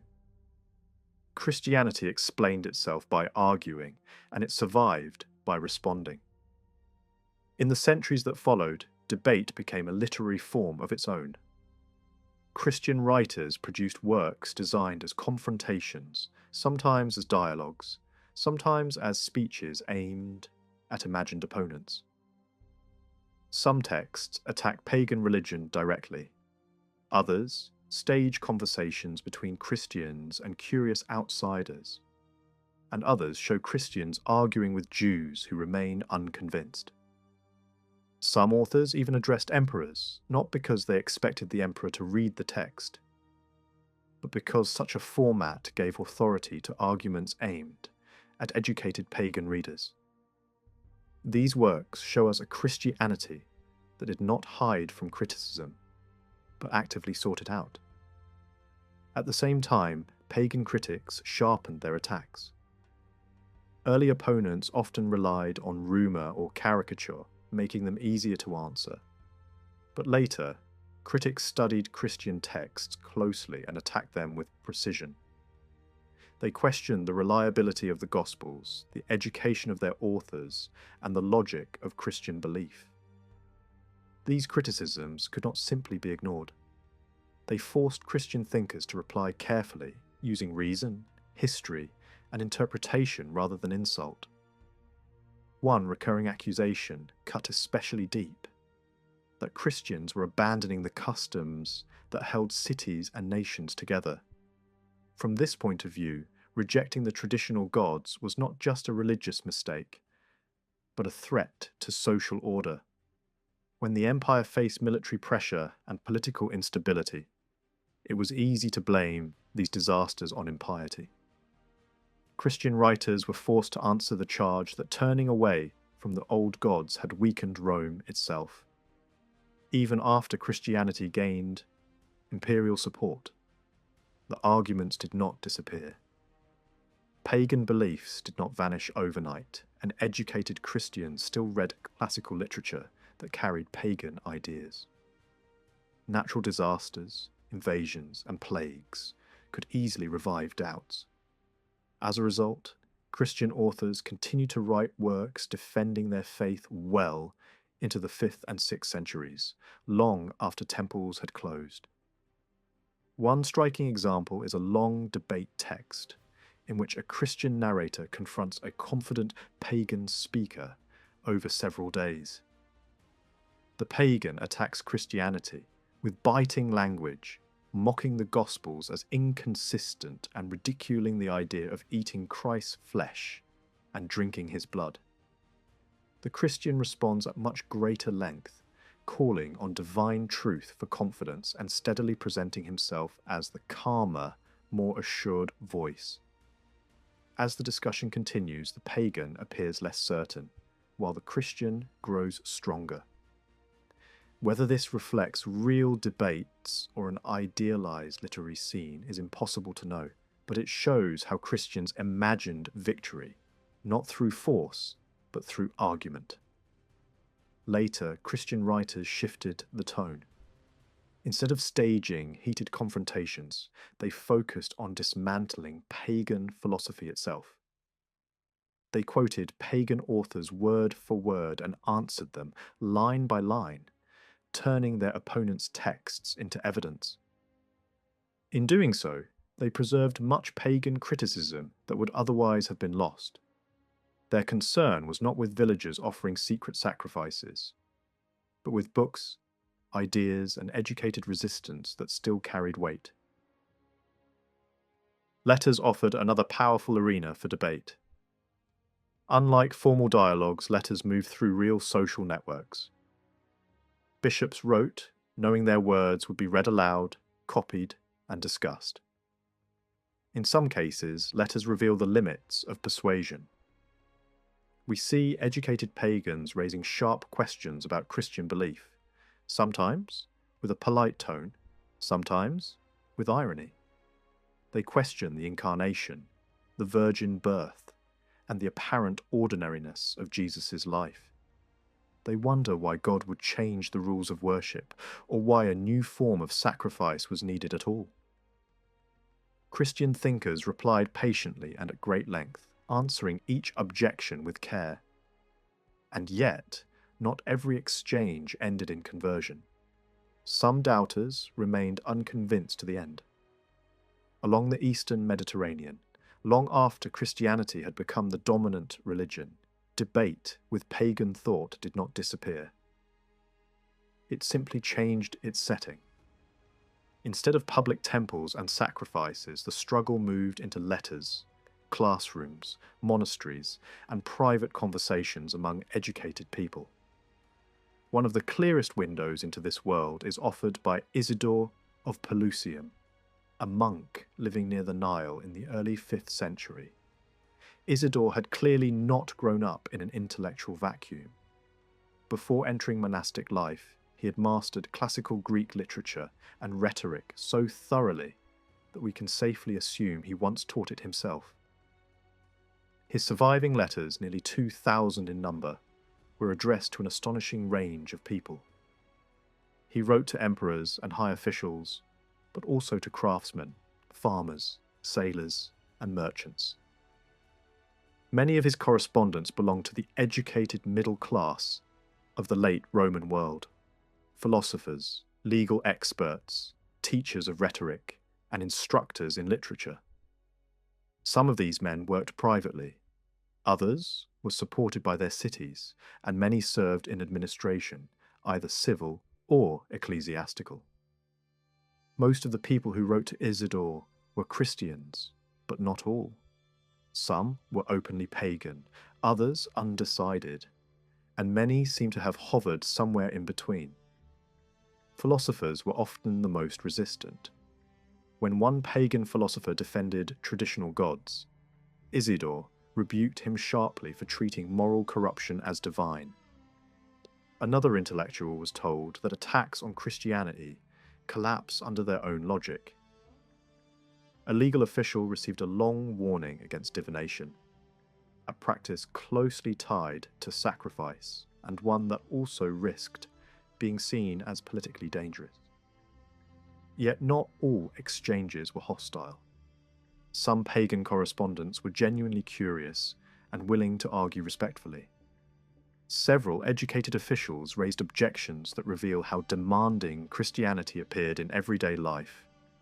Turning the other cheek struck them as deeply unnatural. The praise of suffering seemed perverse.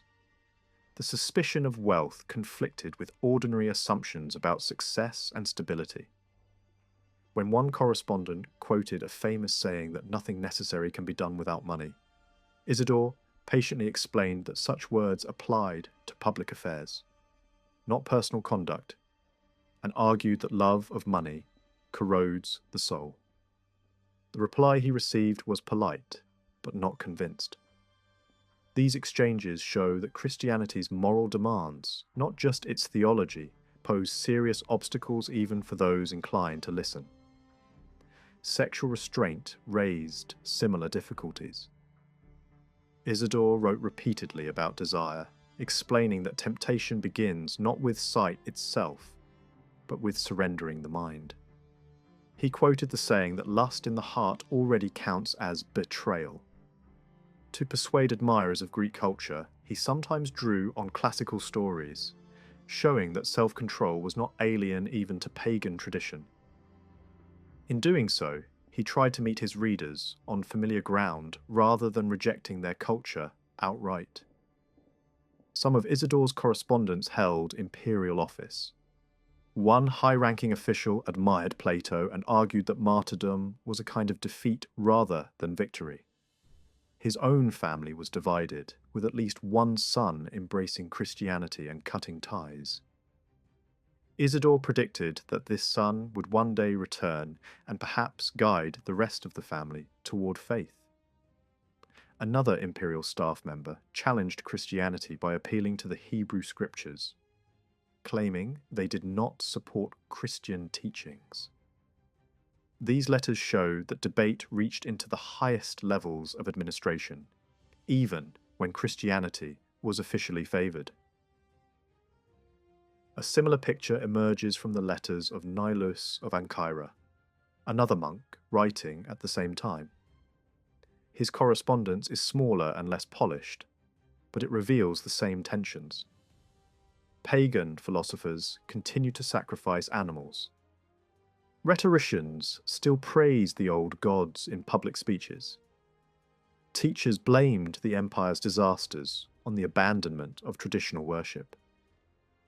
Nilus answered that such disasters came not from neglecting the gods, but from tolerating demon worship. Some converts to monastic life struggled to give up poetry and classical literature, secretly keeping pagan books in their cells. Even within the church, the pull of Greek culture remained strong. Nilus also wrote to powerful officials. One openly declared that he would not abandon his ancestral religion. Another, a former provincial prefect, was warned that mistreating people who sought sanctuary in a church might one day force him to seek refuge there himself. Such episodes show that pagan identity still existed at high levels, but also that it had become risky in a Christian empire. A generation later, the debate reached a more formal and intellectual peak in the work of Theodore of Cyrus.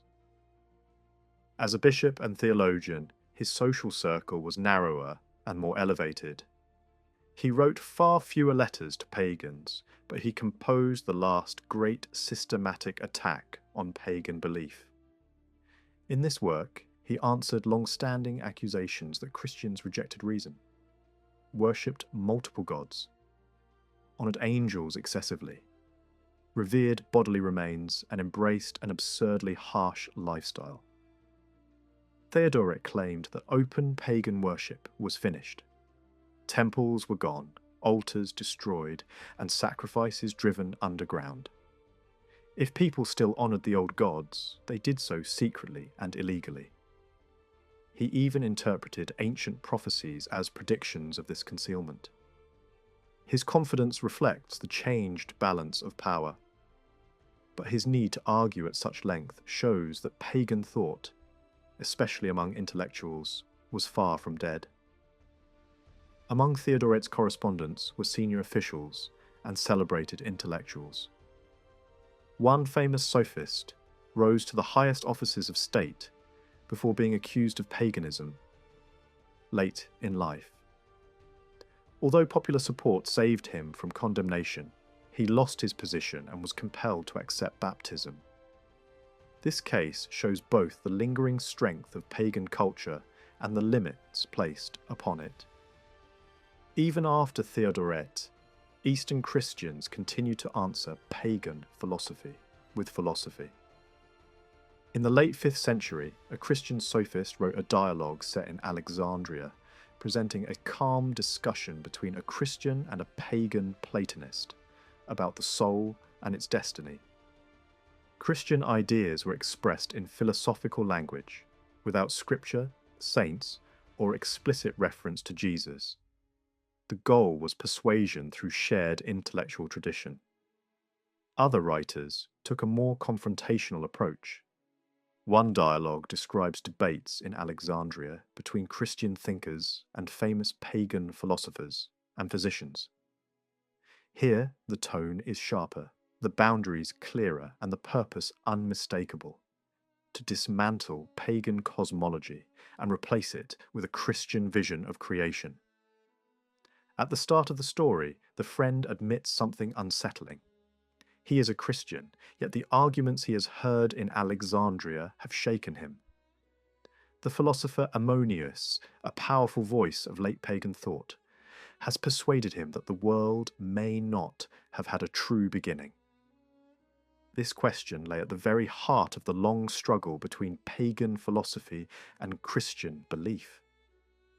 For centuries, followers of Plato and Aristotle had argued that the universe existed alongside God from all eternity, shaped but not truly created.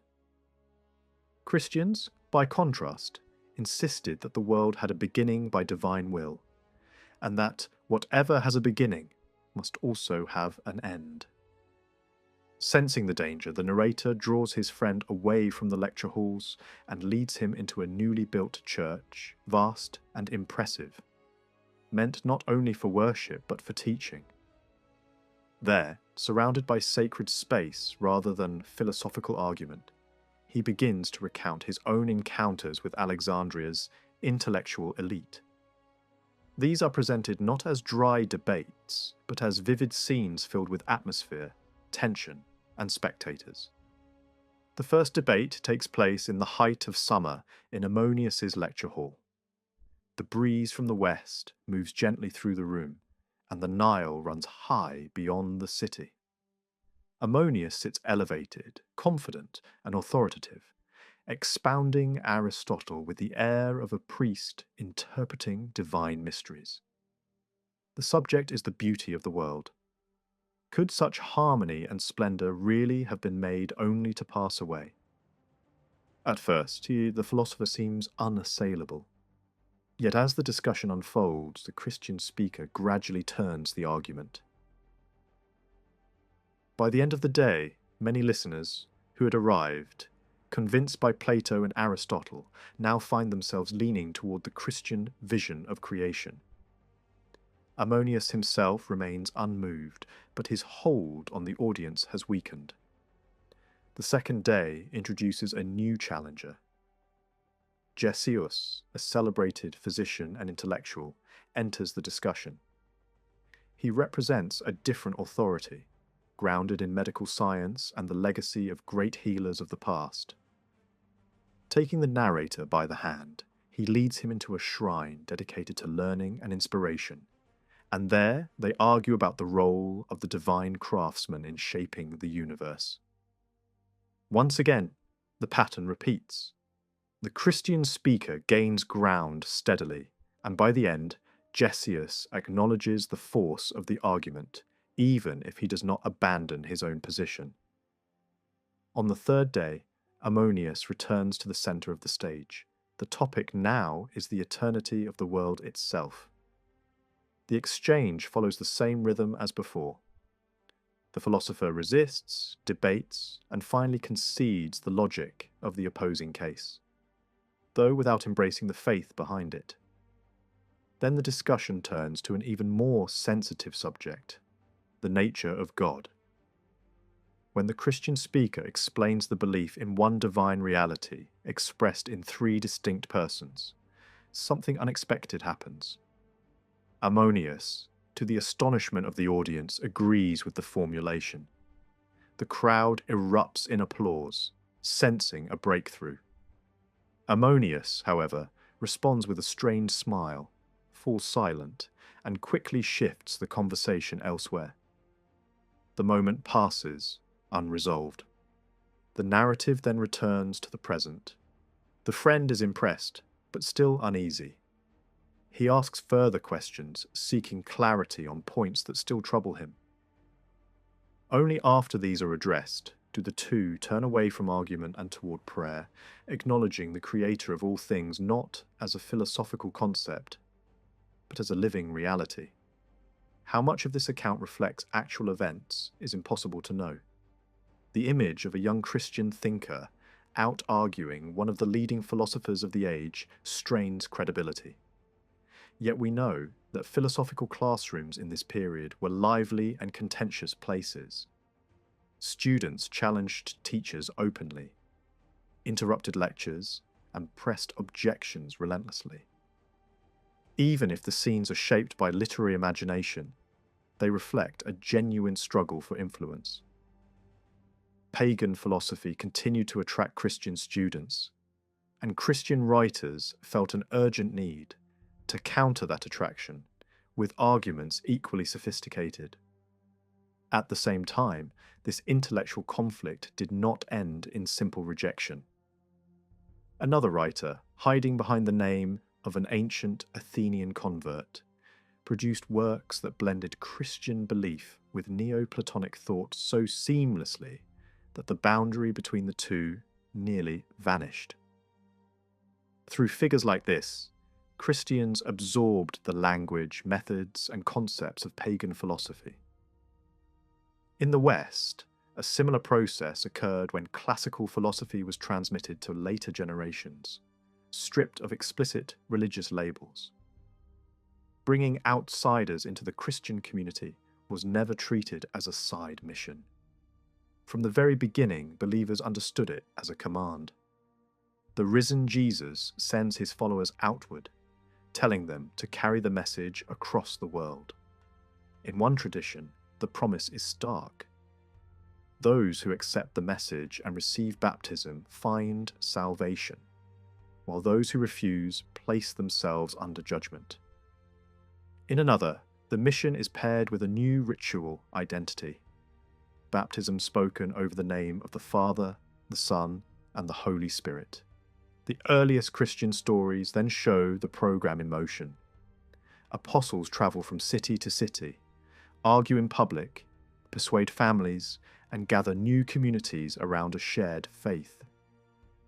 Even the language of this change tells us how it was imagined.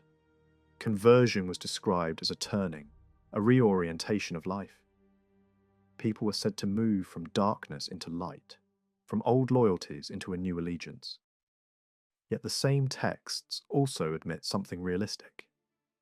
Interest was not always commitment. When Paul speaks in Athens, reactions split. Some mock him, some postpone a decision, and only a few step forward. Even powerful speeches can leave an audience half convinced, half amused, and still unconverted. Over time, the church built a process to make that turning durable. Baptism was not meant to be a sudden impulse that faded the next week. Communities developed preparation, instruction, and repeated teaching so that new members would understand what they were joining. There were exceptions in emergencies, but the trend moved toward deeper training and more formal entry. By the late Roman period, baptism had become the end point of a long path, rather than a quick doorway, and delaying it until the last moment of life began to look suspicious, rather than wise. If we want to see conversion as a human drama, we can watch it unfold through Augustine. His story is not the simple tale of a pagan suddenly becoming Christian. It is a long inner struggle shaped by childhood memories, a mother's relentless faith, intellectual pride, and the attraction of competing worldviews. As a teenager, the writings of a famous Roman author ignite his hunger for truth, but that hunger drives him away from Christianity at first. For years, he searches for a system that feels intellectually satisfying, and he attaches himself to a movement that claims to explain the world with clarity and confidence. Then doubts creep in. He discovers weaknesses in what once seemed perfect. He reads more widely, listens more carefully, and eventually falls under the spell of a bishop whose sermons combine eloquence with depth. The turning point comes not as a neat argument, but as an emotional collapse and a moment of sudden clarity. He abandons his old life, steps into the discipline of the church, and emerges through baptism with a new identity. But Augustine's kind of conversion, the slow intellectual pilgrimage, was not the most common pattern. Far more often, faith entered a household through relationships.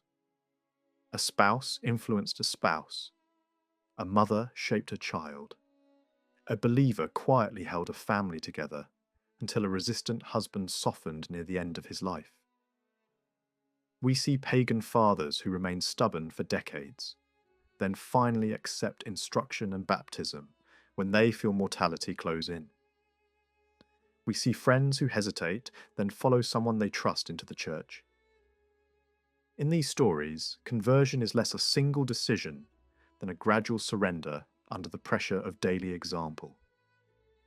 Sometimes conversion appears at the highest levels of society. A powerful aristocrat arrives in the imperial capital on official business, falls dangerously ill, and meets a determined Christian relative who refuses to let him die unbaptized. A leading churchman is brought into the room. Persuasion follows, then instruction, then baptism. The language used around such scenes is revealing. Baptism is described as illumination, as if the person has not simply joined a new group, but has begun to see the world differently. The final step is not only baptism but communion, as if the community is pulling the new believer fully inside before death closes the door. Words mattered in all of this because preaching was a weapon and a lifeline. We can watch it working in Augustine's own testimony.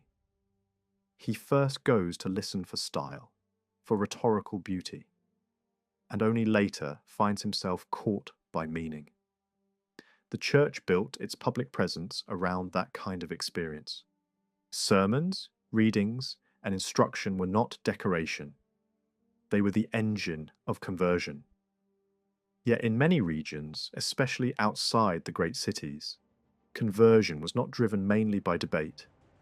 It was driven by power, displayed as healing. In a world where medicine could do little against many illnesses, a sudden cure felt like a sign from heaven.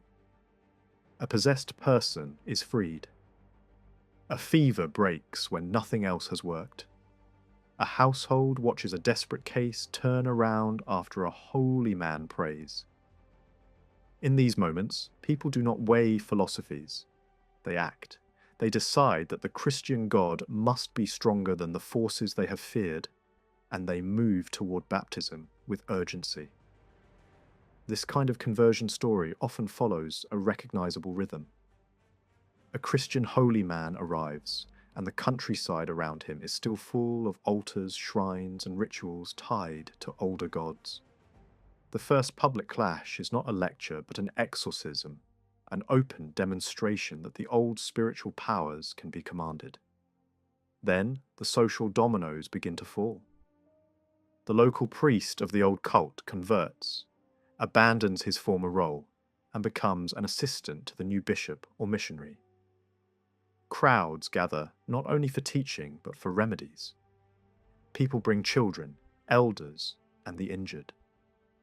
The Christian leader preaches, argues, warns, instructs, and heals in the same breath. When the community feels strong enough, it demands a church. The building becomes a symbol that the change is real and permanent. Because without organization, enthusiasm leaks away. That is why conversion stories keep returning to construction. Attendance at church becomes the visible proof of faith. Regular worship becomes the net that holds the community together. A dazzling cure might spark belief for a day, but a church gives that belief a home. Alongside building, there is another action that appears again and again, the dismantling of pagan sacred space. To many Christian leaders, it was not enough to persuade individuals. The environment itself had to change. Shrines were pulled down. Sacred groves were cut. Images were smashed. Sometimes the local population resisted violently. Sometimes a holy man returns after days of prayer, and the mood shifts. Crowds who once defended a temple now watch it burn and confess that their gods cannot help them. In the most dramatic tellings, the people themselves finish the work, tearing down their own shrines once they believe the old powers are empty. Not every campaign ended in triumph. Some bishops paid with their lives, caught alone while their escorts were occupied elsewhere, dragged into a fire by enraged locals. These deaths become part of the narrative of struggle, reminders that conversion was not always peaceful persuasion, but could be a dangerous collision between communities. The most famous urban flashpoint comes in Alexandria, when the city's greatest temple was destroyed in a storm of riots and imperial decisions. The story is told as a psychological battle as much as a physical one. A massive idol stands as a symbol of protection. People fear that if it falls, the sky itself will answer with catastrophe. Then a soldier climbs up with an axe, strikes, and nothing happens.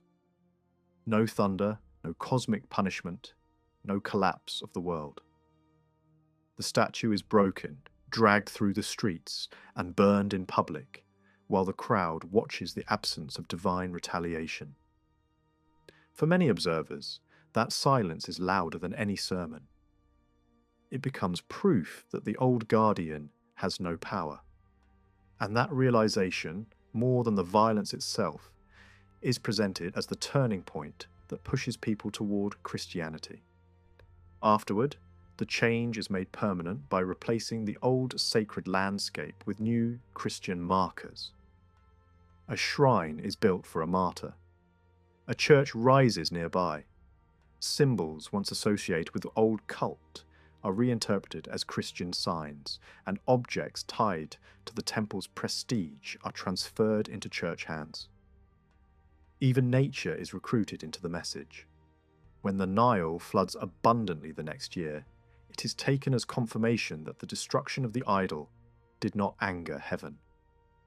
The campaign then spreads outward to nearby towns, where temples are raised and the old religious geography is flattened. After the Serapeum fell in Alexandria, some Christian writers described it as if an entire religious world collapsed overnight.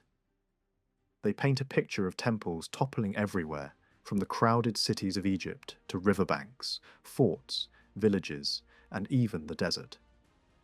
In that story, shrines are pulled down, old sacred land is taken back, and the countryside is returned to ordinary life and farming.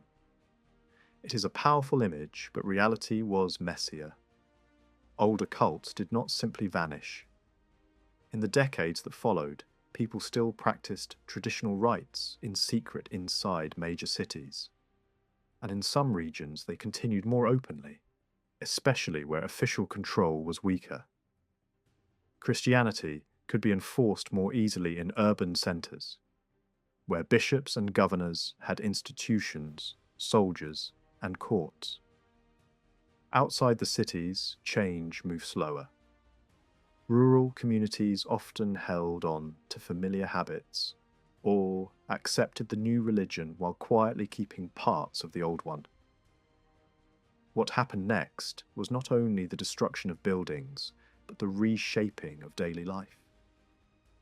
One of the smartest strategies Christian leaders used was to redirect people's need for festivals. They recognized something basic.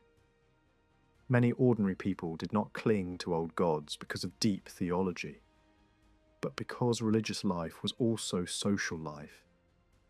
It meant holidays, food, music, and a break from routine. So instead of trying to erase celebration, some leaders tried to relocate it. They allowed communities to gather on new Christian feast days, to honor martyrs rather than local gods, and to keep the joy while slowly changing the meaning. The goal was simple. Let the crowd keep the festival, but move the heart of the festival somewhere else, from the pleasures of the body toward a new spiritual identity. This compromise worried stricter voices. We can hear that tension in sermons from the late 4th century. Church leaders complained that once persecution ended and people began joining in larger numbers, many converts wanted baptism without discipline.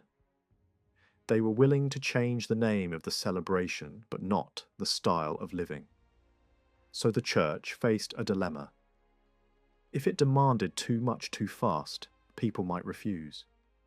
If it conceded too much, the old habits would survive inside Christian clothing. Some preachers began to argue that the temporary concessions had done their job and now had to stop. because what began as a bridge was turning into a permanent excuse. Hostile critics noticed the same thing and mocked it. They accused Christians of simply repainting pagan life rather than replacing it. In their eyes, sacrifices became communal meals, idols became saints, and the calendar of traditional festivals quietly continued under new labels. Even official church councils had to fight against popular customs that would not die easily, like New Year gift-giving or public revelry, tied to seasonal turning points. The argument was not only about doctrine, it was about whether conversion meant a new life or only a new vocabulary. At the same time, we can see why the strategy worked. A historian of the period explains conversion as driven by several different pressures. Some people changed because they watched a once feared statue and sanctuary treated like junk, and suddenly the old awe collapsed.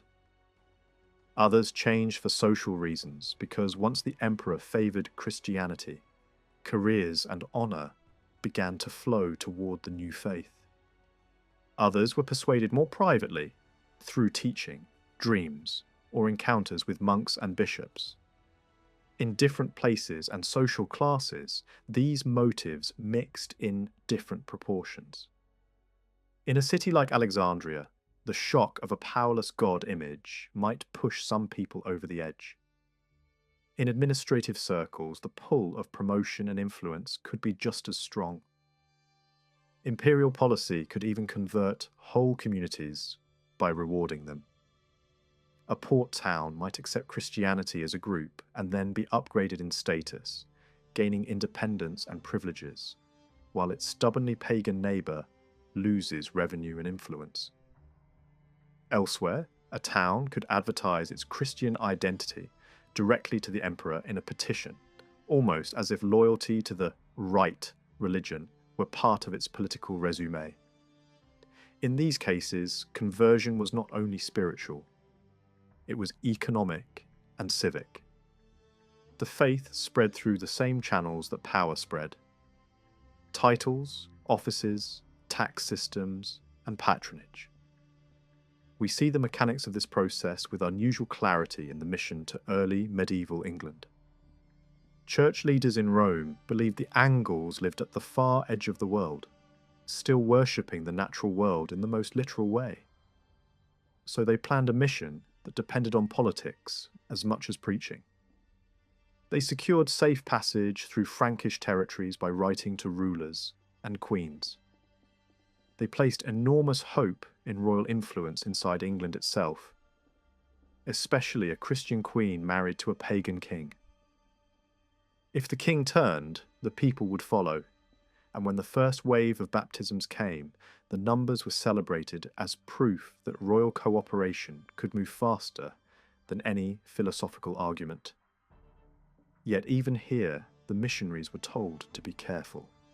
Rome understood that smashing everything at once could cause backlash. The advice was strategic.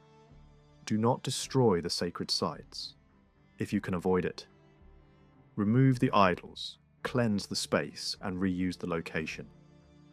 Then redirect the community's old sacrificial habits into Christian celebrations. If people were used to slaughtering cattle for their gods, let them slaughter cattle on Christian feast days instead, linked to the dedication of a church or the commemoration of a saint. Keep the social engine running, but change the destination. All of this helps explain why mass conversion looked so different from the conversion of elite thinkers. Most ordinary people were not wrestling with abstract debates about the nature of the universe or the fine points of Christology. Their conversion was shaped by rulers, local clergy, festivals, fear, hope, and the pressure of belonging. Even so, the psychological shift could be profound. One change, easier to grasp than complex theology, was the Christian framing of sin and forgiveness. In many pagan settings, wrongdoing could be understood as pollution, a condition that needed cleansing so the gods would not be offended. Offence could be repaired by ritual action, restitution, and proper offerings. Forgiveness was not free. It was negotiated, restored through visible appeasement and correct practice. A similar set of ideas can be seen in stone inscriptions from Western Anatolia, dating from roughly the 2nd and 3rd centuries, the very period when Christianity was taking shape. These texts are often called confession inscriptions, and even though they have nothing to do with Christianity, their language sounds strikingly familiar. The writers speak openly about wrongdoing, using the same words for moral failure that Christians would later use for sin. What we see here is not a new religion, but a shared moral vocabulary emerging across the Eastern Mediterranean. In these inscriptions, someone openly admits that a wrong has been committed. Sometimes it is the writer, sometimes another person whose fate is being recorded. The confession is usually indirect and formulaic. A wrongdoing is mentioned, followed by a punishment, often an illness affecting the eyes. The person then declares that the offence has been confessed by setting up the inscription itself, and ends by praising the god involved. One typical example describes how a theft took place in a bathhouse after a warning symbol had been set up. The god punished the thief, forced the stolen object to be returned, and then ordered that his power be recorded, publicly on stone. The emphasis is not on forgiveness, but on the god's authority and vigilance. The confession does not cancel the punishment. In fact, some inscriptions state openly that the god destroyed the offender or caused serious illness or death. The purpose of the text is not repentance, but gratitude and public warning. It exists to display divine power, not divine mercy. Christian thinking moved in a very different direction. At its centre was the belief that God sent his only Son into the world to remove human sin, even accepting a humiliating death. This idea, shocking to many ancient observers, reframed the entire relationship between humans and the divine. Instead of managing divine anger through offerings and penalties, Christianity taught that God actively sought to rescue humanity. Even more radical was the belief that this power of forgiveness was entrusted to a community on earth. The early Christian movement claimed that sin could be released, not only judged, and that this release had eternal consequences. The main ritual through which this release was experienced was baptism. On the surface, it resembled older purification rites, since it involved water. But in practice, it was something far more demanding and transformative.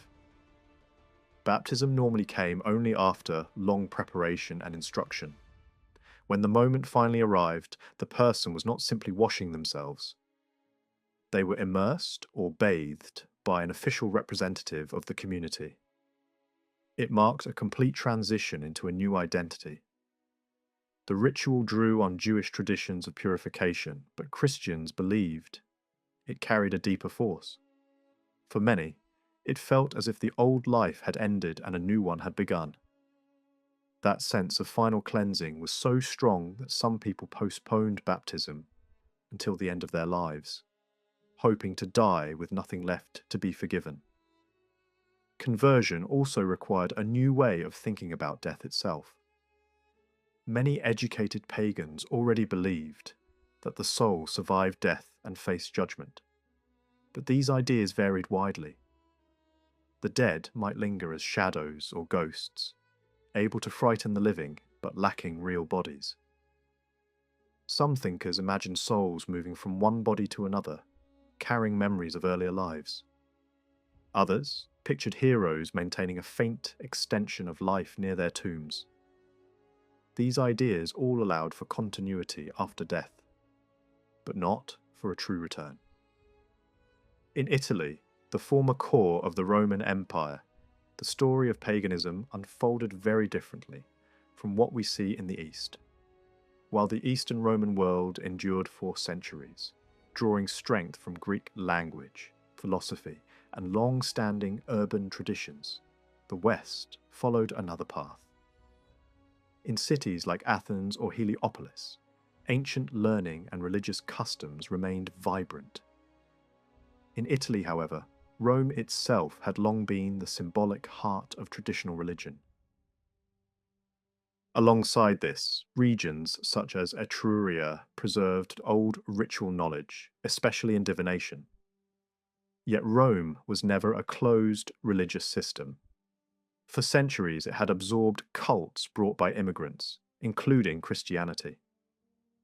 One of Paul's most important letters was written to the Christian community there, and for a long time, the church in Rome, as in places like Lyon, functioned mainly in Greek. By the 4th century, traditional Roman religion had become closely associated with the senatorial elite. Some of these aristocrats even blended older Roman practices with imported Eastern cults.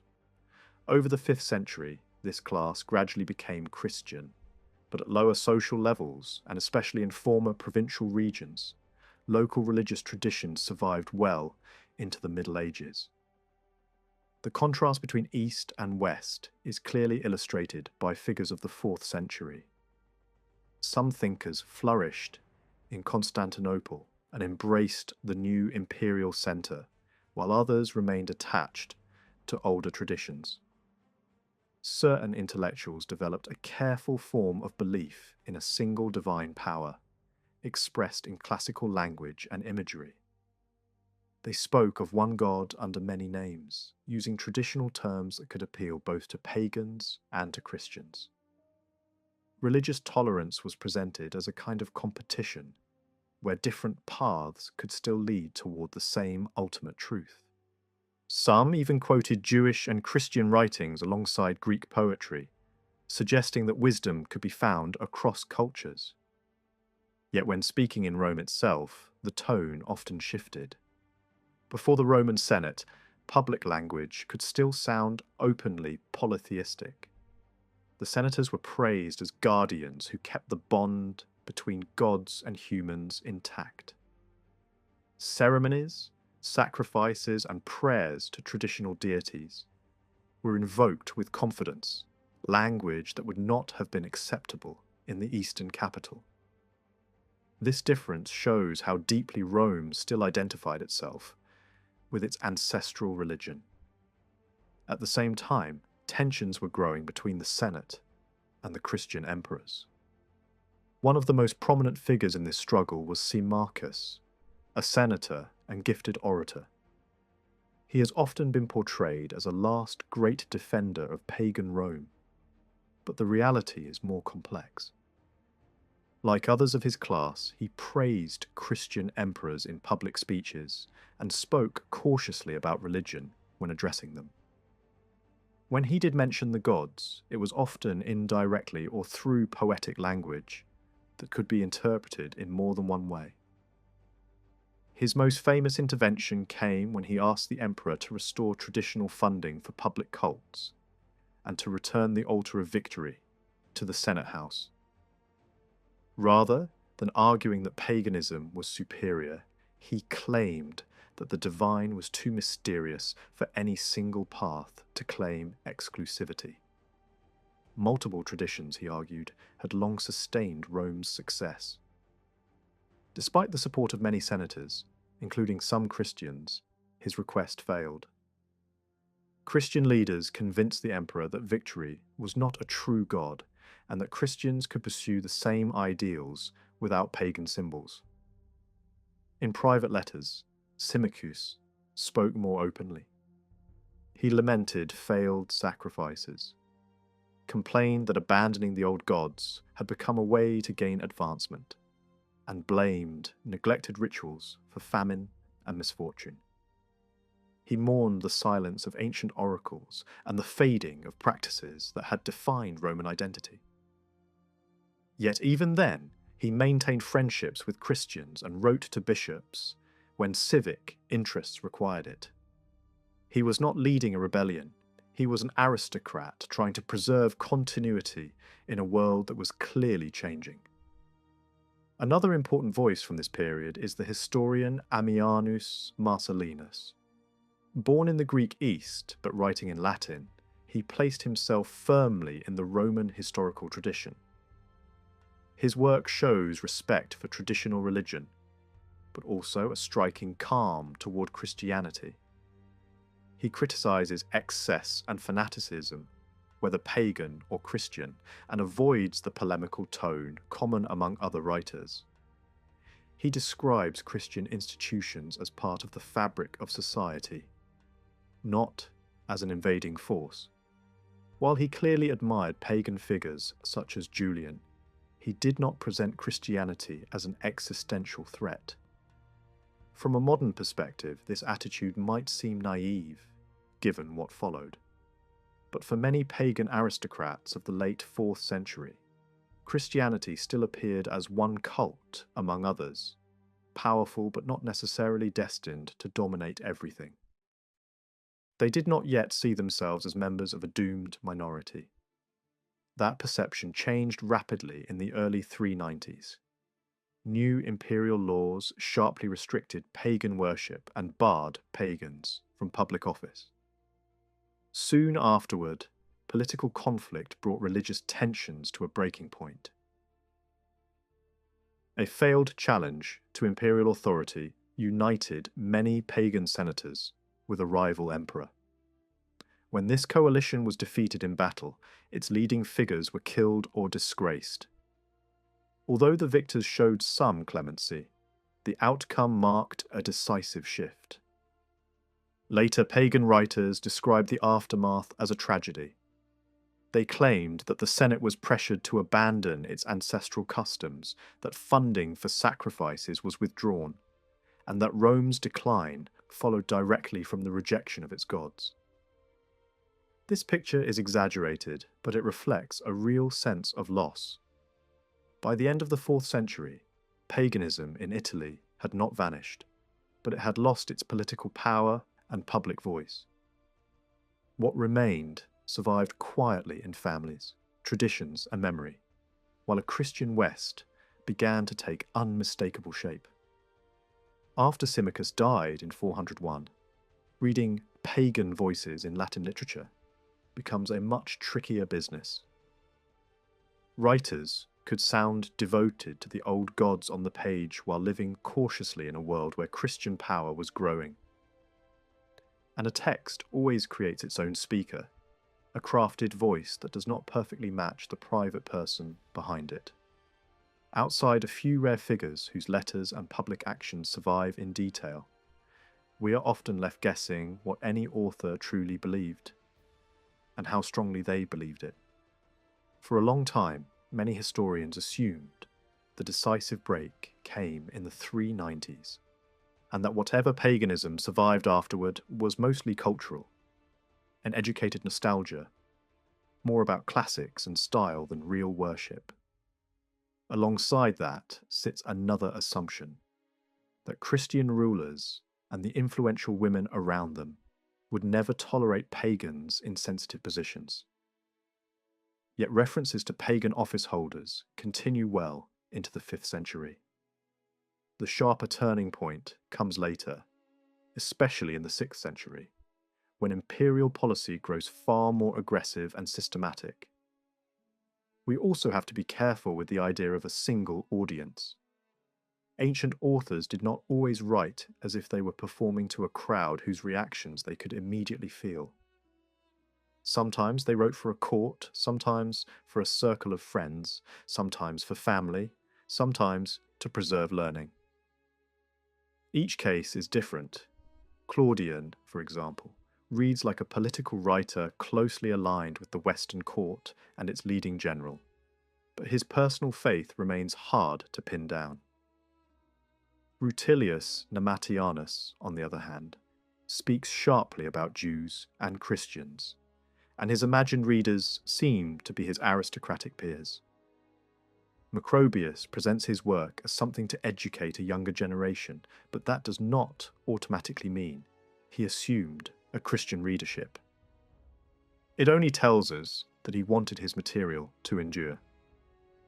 In the years after the battle that crushed the last major pagan-backed challenge in the West, the imperial government tried to calm the old Roman elite, rather than drive them into open resistance. Some leading senators kept a low profile and maintained friendships across religious lines. A figure like Protadius, for instance, appears deeply embedded in the traditional literary world, collecting letters, trading reference to classic historians, and moving in circles where open Christian identity is hard to detect.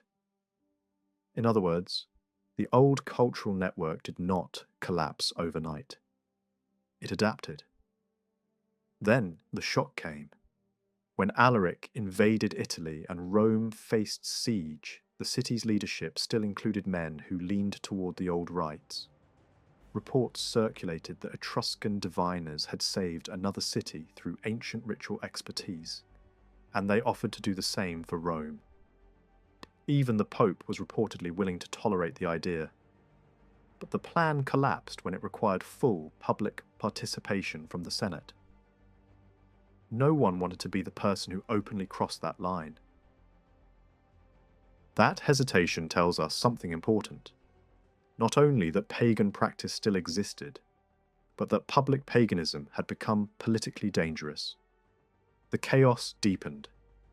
A new imperial figurehead was raised under Gothic pressure, and although he accepted Christian baptism in an Arian form that suited his patrons, many Romans assumed his past sympathies meant he would restore the ancestral rites. He did not have time to do so, but he did appoint officials who appealed to the traditionalist elite. For a moment, it looked like the old religious class might regain space. Then, the moment collapsed. Negotiations failed. The third siege tightened, and in August 410 Rome was sacked. For pagan historians writing later, that sack became the proof they wanted. Rome had abandoned its gods, and Rome paid the price. Christian reactions split. Some writers were shattered, describing the catastrophe as almost beyond speech. Others insisted that faith mattered more than cities, and that survivors who mocked Christianity had learned nothing from disaster. Christian historians rushed to reframe the event, arguing that Rome had always suffered catastrophes, and that Christianity could not be blamed for one more. In the battle over meaning, the sack became a symbol, not just a tragedy. Out of the wreckage, a new political map formed. The court in Ravenna regained a measure of control in Italy and parts of the West, while new Germanic kingdoms settled across Gaul and Spain. In this landscape, Rutilius Namatianus wrote a poem about returning home, a travel narrative that also reads like a declaration of identity. He describes festivals with ancient gods still shaping the calendar of rural communities. He mocks monks as if they were a denial of normal human life. He speaks of Jews with open contempt. Everything about his tone suggests a confident, aristocratic paganism, or at least a pagan cultural world that still felt self-assured among its own people, even after 410. Macrobius presents a different kind of evidence. In his great dialogue set during the Saturnalia, we step into an imagined gathering of elite men trading learning, quoting poets, and treating the old religious culture as a living inheritance. The hosts are famous senators associated with traditional cults. The guests include Greek intellectuals, Roman nobles, and a deliberately annoying provocateur who needles the group with tasteless jokes and smug questions. This character has sometimes been misread as a Christian intruder, but his manners, background, and even his name fit just as well within pagan society. What matters most is that the author is not trying to report a real conversation. He is building an archive of knowledge, arranging it carefully, using the dialogue format as a literary stage. That stage creates distance. The author can hide behind a past generation and behind a cast of characters. This makes it hard to say what the real Macrobius believed. Some have argued he must have been Christian to hold high office. Others think he was a pagan philosopher who survived by discretion.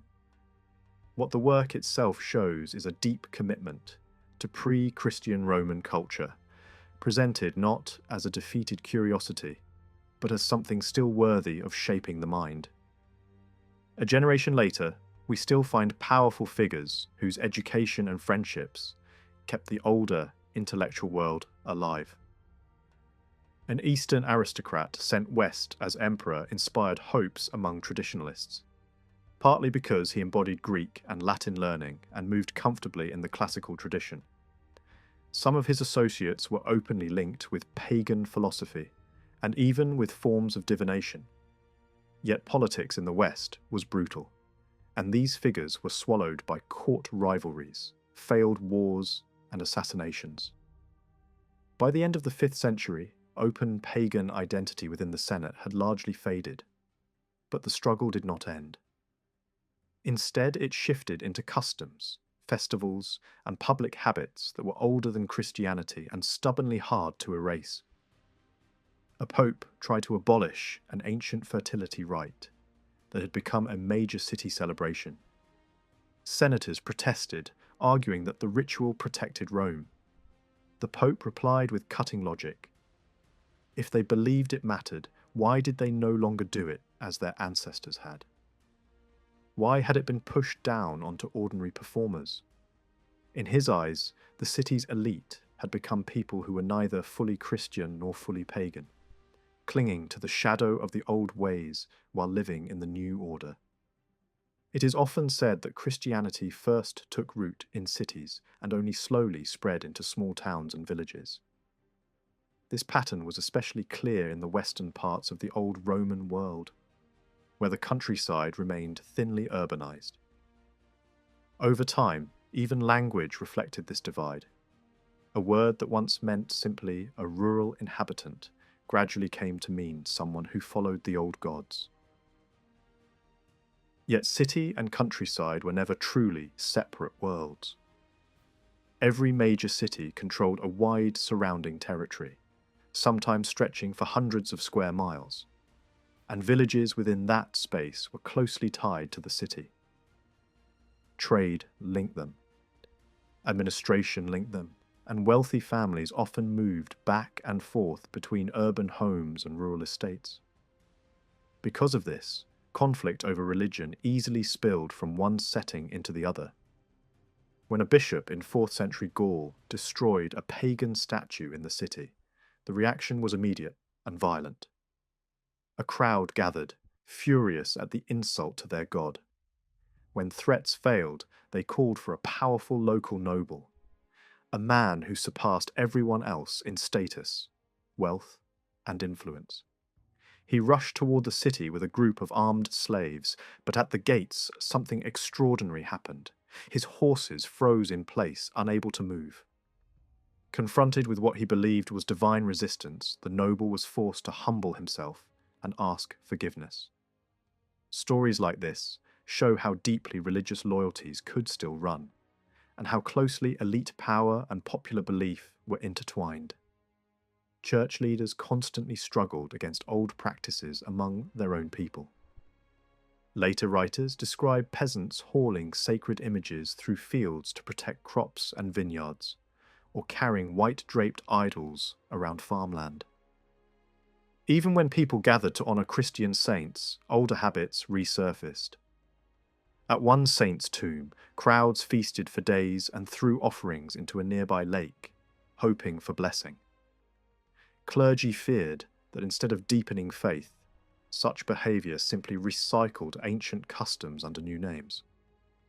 Only when a church building was erected on the site did these practices finally stop. Resistance did not always come from peasants alone. Wealthy Christian landowners often preferred not to disturb their tenants. Bishops complained bitterly about this indifference. They warned estate owners that almost no farm was free from idols, no property untouched by old rites. Shrines stood in huts, crude altars in fields, stones and wooden figures receiving offerings. When questioned, owners shrugged and said it was not their concern. Preachers reminded them that responsibility could not be delegated. If Christ ruled their hearts, they could not allow rival powers to rule their land. The frustration in these sermons is clear and repeated. By the early 6th century, similar tensions persisted. Even in cities, certain days were treated as forbidden for work, and people still made vows at trees, springs, and crossroads. Some even rebuilt shrines that had already been destroyed. Clergy warned that anyone who tried to tear down such places risked violent retaliation. The line between devotion and danger remained thin, and preachers urged believers to act boldly, even if it meant suffering for their faith. In some regions, open worship of the old gods faded, but customs tied to them remained stubbornly alive. Days of the week still bore the names of ancient gods. Rural communities followed calendars and rituals that church leaders found deeply troubling. A bishop in the far west of Europe delivered a long sermon to people who considered themselves Christian but still lived by older rhythms. He explained that demons had deceived humanity by taking the names of wicked humans, and that Christians who honoured days named after those figures were betraying their baptism. He attacked the lighting of candles at rocks and springs, the reading of omens, the honouring of seasonal festivals, the blessing of looms and weddings according to old gods, and the belief that small offerings could protect homes from pests. In his eyes, all of this was a return to the very forces Christians had sworn to reject. The power of this sermon is shown by its long afterlife. It was copied, translated, and reused for centuries. Versions of its warnings appear as late as the early Middle Ages, showing that the practices it condemned had not disappeared. Across Western Europe, people continued to name days after ancient gods, and only in a few places did this habit fully vanish. Persistence was even stronger in frontier regions, where church organisation was weak. Along the Danube, a religious leader spent decades trying to hold a fragile Christian community together, surrounded by pagans and rival forms of Christianity. When he learned that some of his own people were secretly offering sacrifices, he devised a dramatic test. Everyone attending worship was ordered to bring a candle and attach it to the church walls. As prayers were said, most candles suddenly lit on their own. Others remained dark, revealing those who had secretly clung to forbidden rites. Faced with public exposure, they confessed.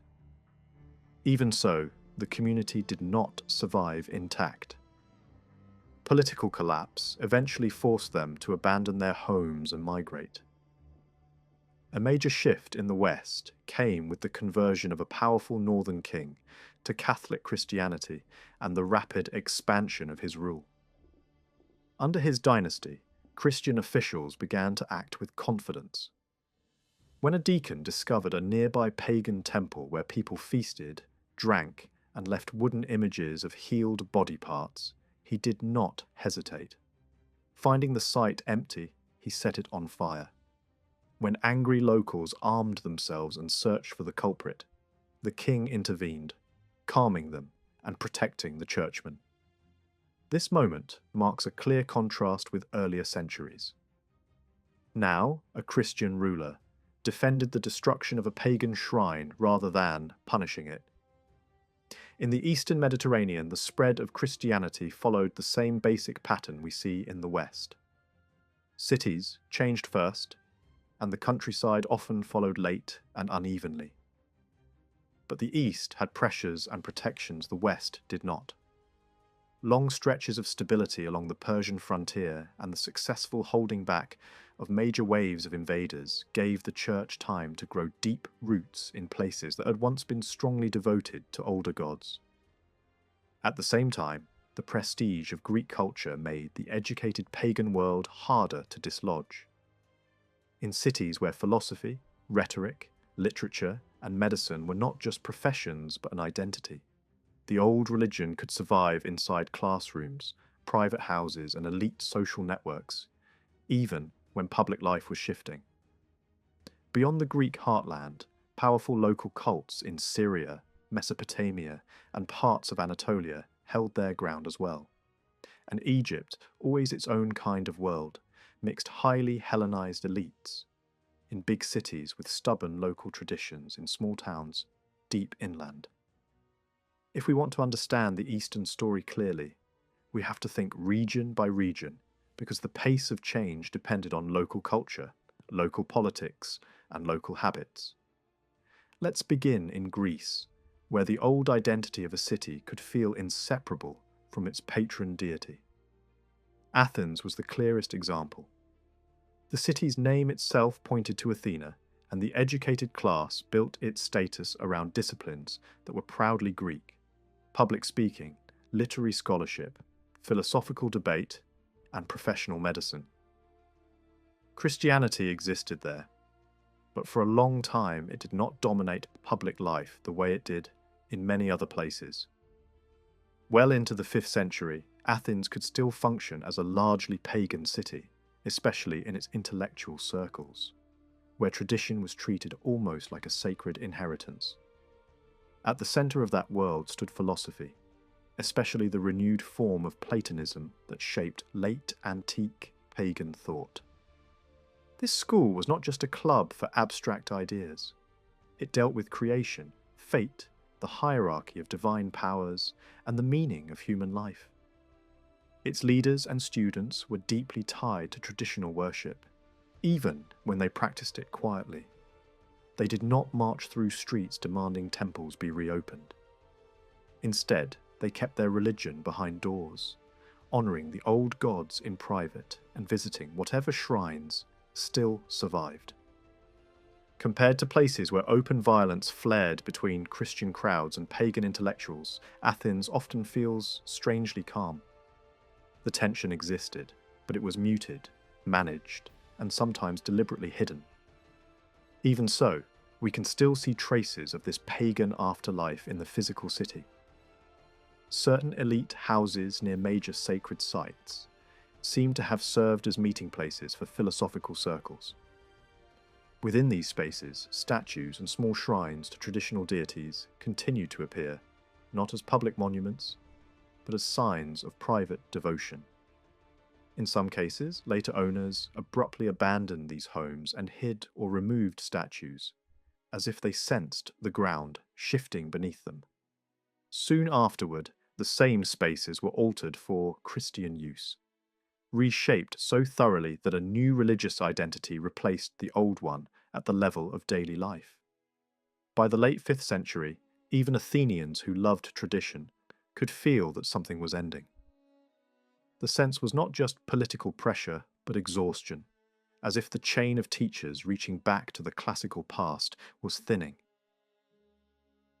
Some wealthy pagans tried to reverse the tide by restoring shrines and showing their faith more openly, but that could backfire, drawing attention and provoking hostility. Then came the hard turn. Under a fiercely orthodox emperor, teaching philosophy in Athens was forbidden unless teachers accepted baptism. This was not simply a law about religion. It struck directly at the cultural engine that kept pagan identity alive. A small circle of philosophers tried to find refuge beyond imperial borders, hoping that a foreign court might offer freedom. When that hope failed, they returned, but the old world they represented had already been broken. At the same time, the city's sacred landscape was being stripped. Famous cult images vanished, removed or carried away to the imperial capital. Shrines lost their central objects. Great statues that had dominated public space for centuries were relocated. Even when temples still stood, they felt hollow. The old religion did not always die with explosions and riots. In many places, it died when the things that made it tangible were quietly taken away. Outside Athens, the pattern could look even sharper. Corinth, with its busy ports and mixed population, had been touched by Christianity very early. When disasters damaged its pagan temples, they were not rebuilt, and Christian buildings began to surround the city. Yet even there, older practices did not vanish overnight. People continued to seek power and protection at springs and natural sites, where pagan and Christian habits could overlap and collide. When we cross into Asia Minor, the story becomes even more complicated, because Christianity advanced at different speeds in different landscapes. Some regions shifted quickly, while others remained stubbornly attached to the old gods. Especially in rural districts and in cities proud of their Greek heritage.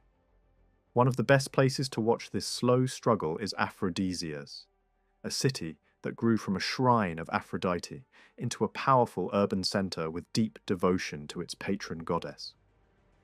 By late antiquity, it was not only religiously proud but intellectually ambitious, producing elite circles that rivaled older centres of learning.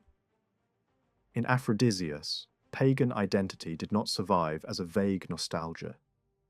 It stayed visible in art, in inscriptions, in the way the city praised benefactors, and in the way families presented the dead. Wealthy homes displayed portraits of revered thinkers and legendary figures, creating a gallery of cultural heroes that quietly declared what kind of world the owners longed to. Even in the 6th century, we still find public texts that speak as if the old gods remain real, as if the dead still join the immortals, as if traditional language still makes sense for the educated elite. That alone tells us that the shift to Christianity was not instantly total, even under openly Christian rulers. Aphrodisias also reminds us that religious life was rarely a simple Christian versus pagan contest. A strong Jewish community lived there as well, leaving long inscriptions that show both committed Jews and a wider circle of people were drawn toward Jewish worship, without fully joining it. That detail matters because it shows a city where multiple identities could survive side by side. In a place where pagan elites still felt confident, they could tolerate Jewish neighbours, and some outsiders could even move closer to Judaism rather than Christianity. The spiritual marketplace remained active, but then the balance tipped. Political disappointments shattered pagan hopes for a comeback, and Christians who now held the upper hand began to remake the city's public face. The great temple of Aphrodite was turned into a church, not just reused, but transformed so the heart of pagan Aphrodisias beat to a new rhythm. Public monuments were treated selectively. Figures that looked like pure pagan worship were damaged, while personifications such as victory or health, and heroic myths that seemed culturally harmless, were often left alone. This was not always mindless destruction. It was a deliberate editing of the city's memory, removing what felt religiously dangerous, while keeping what could be reinterpreted as art, tradition, or civic pride. In time, even the city's name changed. A place once openly linked to Aphrodite was rebranded with a name that proclaimed the cross. That kind of renaming is one of the clearest signs of victory, because it rewrites identity at the level of everyday speech. When people stop saying the goddess's name and start saying a Christian one, the triumph is no longer only in law or architecture. It is in language, habit, and the way a community describes itself. Deep in the foothills of the Mesogis Mountains, between the broad river valleys of western Anatolia, there were places where the old gods still felt close. One of them was the cave people called Apollo's Halls. It sat in a rugged landscape that could still hide fertile pockets of farmland, the kind of terrain that supports stubborn traditions. Here, a conservative rural world could endure, partly because it was scattered, partly because it was hard to control. and partly because local communities had been living the same rhythms for generations. Pilgrims like Isidore and his circle travelled into this country not for city spectacle, but for the sense that sacred power still lived in the land itself. But the empire eventually decided that quiet survival was no longer acceptable. Not long after the intellectual centres of Athens had been shut down, imperial policy turned toward the countryside of Western Asia Minor. Under Justinian, the goal was no longer just to restrict pagan worship in public life, but to hunt it down in places where it had retreated. A Syrian church leader named John of Ephesus became one of the main faces of this campaign. He tells us, with the confidence of a man writing his own legend, that tens of thousands were brought into Christianity. Whether the number is inflated or not, the scale of the effort is clear. For decades, teams moved through the region, tearing down rural shrines, breaking images, smashing altars, and cutting sacred trees that had served as living symbols of older devotion. The campaign did not only target old temples, it also went after rival Christian movements that had their own deep roots. In Phrygia, a place associated with a long-running prophetic tradition outside mainstream church control, the authorities destroyed revered remains and converted meeting places into churches. Elsewhere, imperial officials arrested or expelled people labelled as impure pagans, showing that this was not just a religious mission, but a state-backed clean-up operation. Archaeology even echoes the story, churches rising where temples once stood, and place names that seem to preserve memories of monasteries planted in former pagan strongholds. The message was simple. The landscape itself was being rewritten. And yet, the eastern provinces remind us that Christianity's birthplace did not guarantee an easy victory.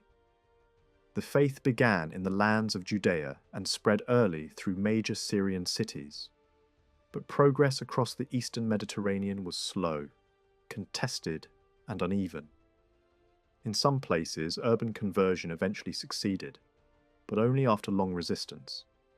In others, pagan life held on with surprising strength, sometimes because of geography, sometimes because of politics, and sometimes because communities learned how to blend the old and the new so well that outsiders could barely tell the difference. Take Gaza, for example. It sat at a crossroads of trade routes and had a busy port. When a major bishop arrived there in the late 4th century, the Christian community was still tiny compared to the wider population, while multiple temples remained active. The city's most important cult centered on a powerful local god, tied to rain and prosperity. Exactly the kind of figure a farming and trading population would cling to. The turning point came not simply through preaching, but through influence at the highest level. Support from the imperial court brought money, authority, and permission. A central sanctuary was destroyed, and a church was built in its place, while parts of the older complex were left standing, almost like a stone frame around a new religious heart. Even then, conversion was not instant. The old faith likely remained strong for years, and perhaps decades after the bishop's victory. What happened next is one of the most revealing twists in this whole story. Gaza gradually became known as a centre of Christian culture, but the city's educated elite still carried the habits of Greek learning. Teachers of rhetoric and literature could speak in a style shaped by pagan tradition without being seen as enemies of the church. They learned to move between worlds. In public praise speeches, they could avoid explicit Christian language while still honouring Christian rulers. In private letters, they could use traditional references to gods and myths as elegant cultural shorthand rather than literal worship. Even stage entertainment, once condemned by preachers, could be defended as harmless fun, and a pagan god associated with theatre could be praised as a symbol of human joy rather than as a rival to Christ. This wasn't the old religion winning back the city. It was Greek culture learning how to survive inside a Christian age. Now, compare that with Karhay on the empire's eastern edge. Here, strategic reality mattered. This was a frontier city facing Persia, and it remained stubbornly attached to its traditional cults, long after other places had changed. Nearby cities could be deeply Christian, but Karhay held out, partly because its position made it too important to destabilize. When a government needs a border to stay loyal, it may tolerate beliefs it dislikes. In that sense, paganism could survive not because the empire approved of it, but because the empire could not afford to crack down too hard at the wrong moment. Even when communities were officially counted as Christian, belief could be paper-thin in rural districts. A missionary might walk into a mountain region and find people who claimed to be Christian, but lived without churches, sacraments, or instruction. They could describe themselves as Christians, while living as if religion was irrelevant to daily life. In such cases, conversion was not a dramatic switch from one faith to another. It was a slow reshaping of habits. A neglected church might be restored. Children might be brought into new rituals, and instruction might continue until the community's identity began to match its label. In the countryside, that gap between name and reality could last for generations. Nowhere does this divide between city and rural life appear more sharply than in Egypt. Alexandria was both the administrative centre and the church's command post for the entire region. Its bishops were forceful, politically skilled, and often openly hostile to paganism. Church building began early, and monastic life also took shape very early, creating a new religious force that could reach beyond city walls. Monks were not just solitary mystics. In many places they became enforcers, turning belief into action, and action into pressure. One of the most famous figures in this world was Shenut, a monastic leader in Upper Egypt. He fought paganism on two fronts at once. On one side were wealthy landowners, who still admired classical learning and continued older worship, sometimes even in ruined temples. Shenut treated them as spiritual enemies, but also as social predators, accusing them of exploiting the poor with unfair demands and corrupt local systems. When he and his monks attacked elite households, smashing statues and making public accusations, it wasn't only about theology. It was a direct challenge to local power. His stories paint pagan elites as both religiously stubborn and morally rotten, and he presents their downfall as justice, not just conversion. On the other side were villages where traditional cults still shaped community identity. When monks destroyed images in these places, the shock could spread beyond pagans.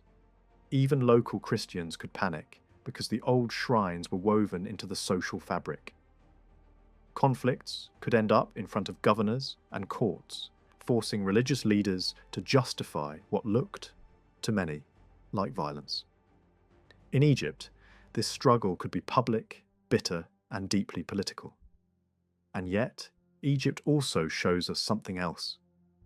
Even where Christian authority was strong, Greek intellectual life could still burn brightly. Alexandria became a second pole of Greek culture after Athens, a place of lecture halls, teachers, and fierce debates. A brilliant female philosopher became a symbol of that world, remembered long after her death. Later, philosophy in Alexandria remained closely connected to Athens through teachers and students moving between the two cities. Lecture halls were real spaces with raised platforms where professors sat above their students, and the city's scholarly atmosphere could feel almost timeless, with sea winds outside and the Nile flooding in the distance. But this intellectual life did not float above politics. Philosophers sometimes had to find ways to coexist with Christian authorities.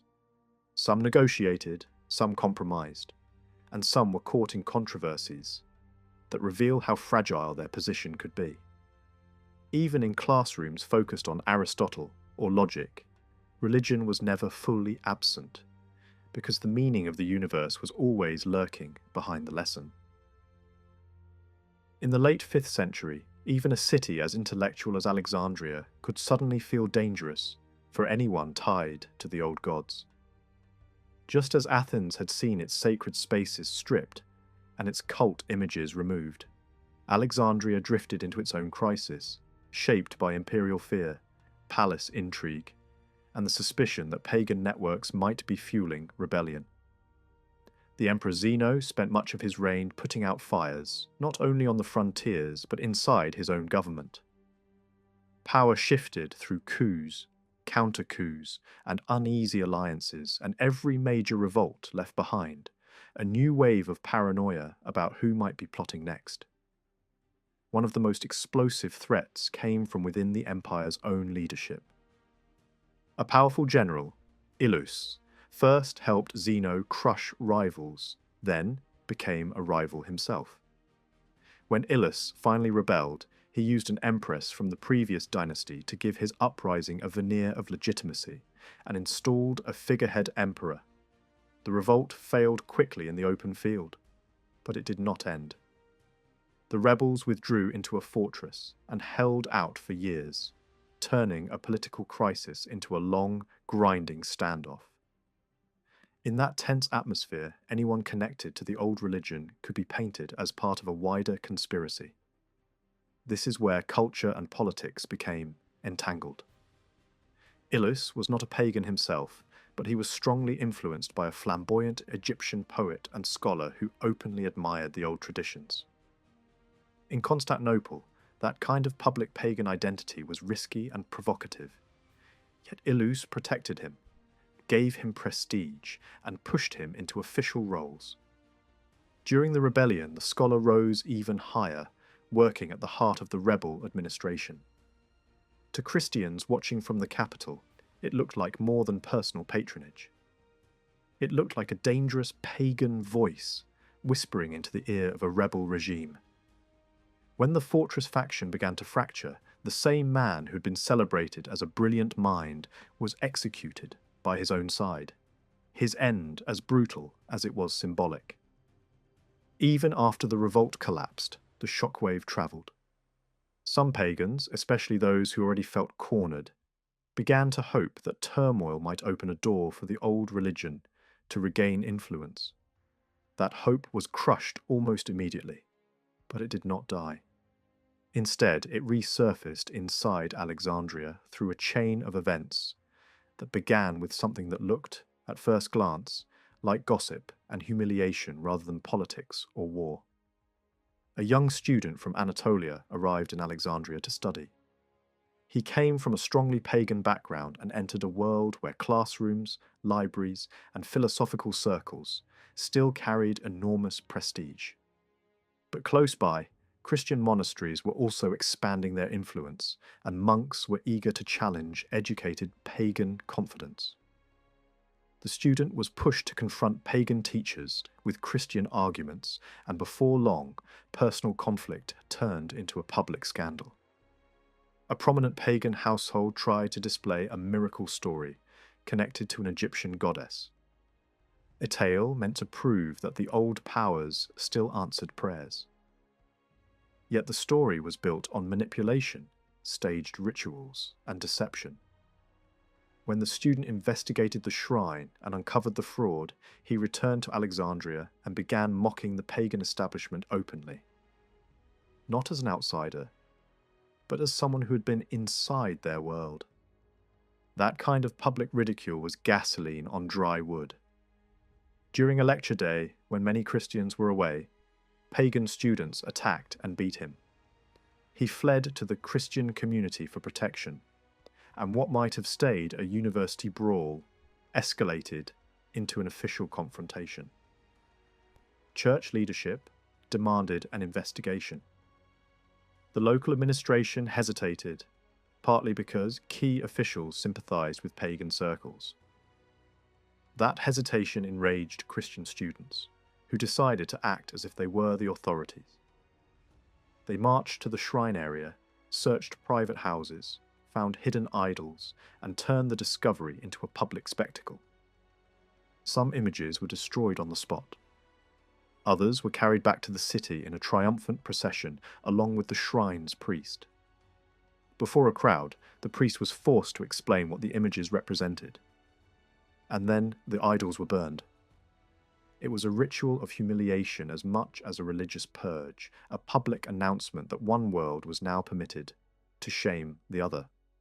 After that, the imperial government stepped in with sharper tools. An agent arrived with orders to arrest leading pagan intellectuals. Letters were intercepted, names were extracted, and torture was used to force information. Philosophers, teachers, and scholars who had once lived behind the protective aura of learning suddenly discovered that education could no longer shield them.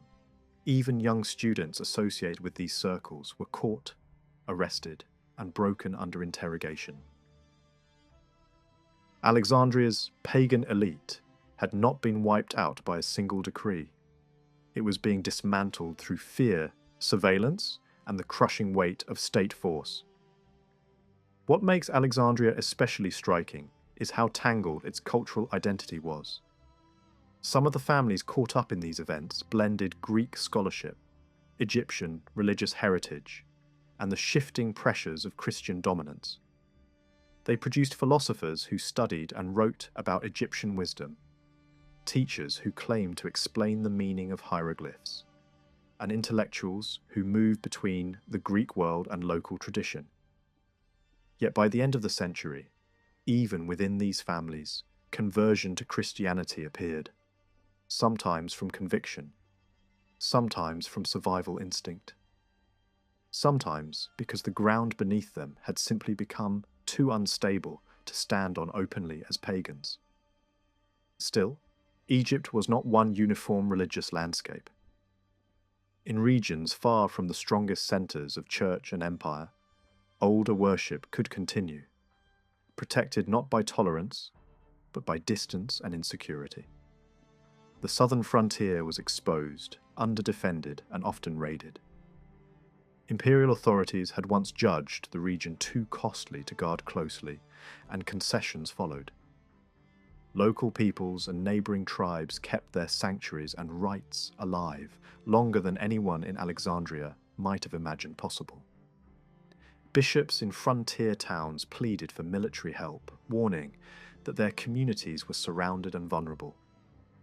Later, petitions described the chaos that could erupt when local strongmen revived shrines, encouraged raids, and pulled border tribes back toward older loyalties. On the edge of the empire, religion was not just belief. It was a lever of alliance, violence, and survival. When we widen the lens beyond Egypt, we see an irony that runs through the late antique world. The western half of the old Roman Empire endured repeated disasters, invasions, sacks of cities, the rise of new kingdoms.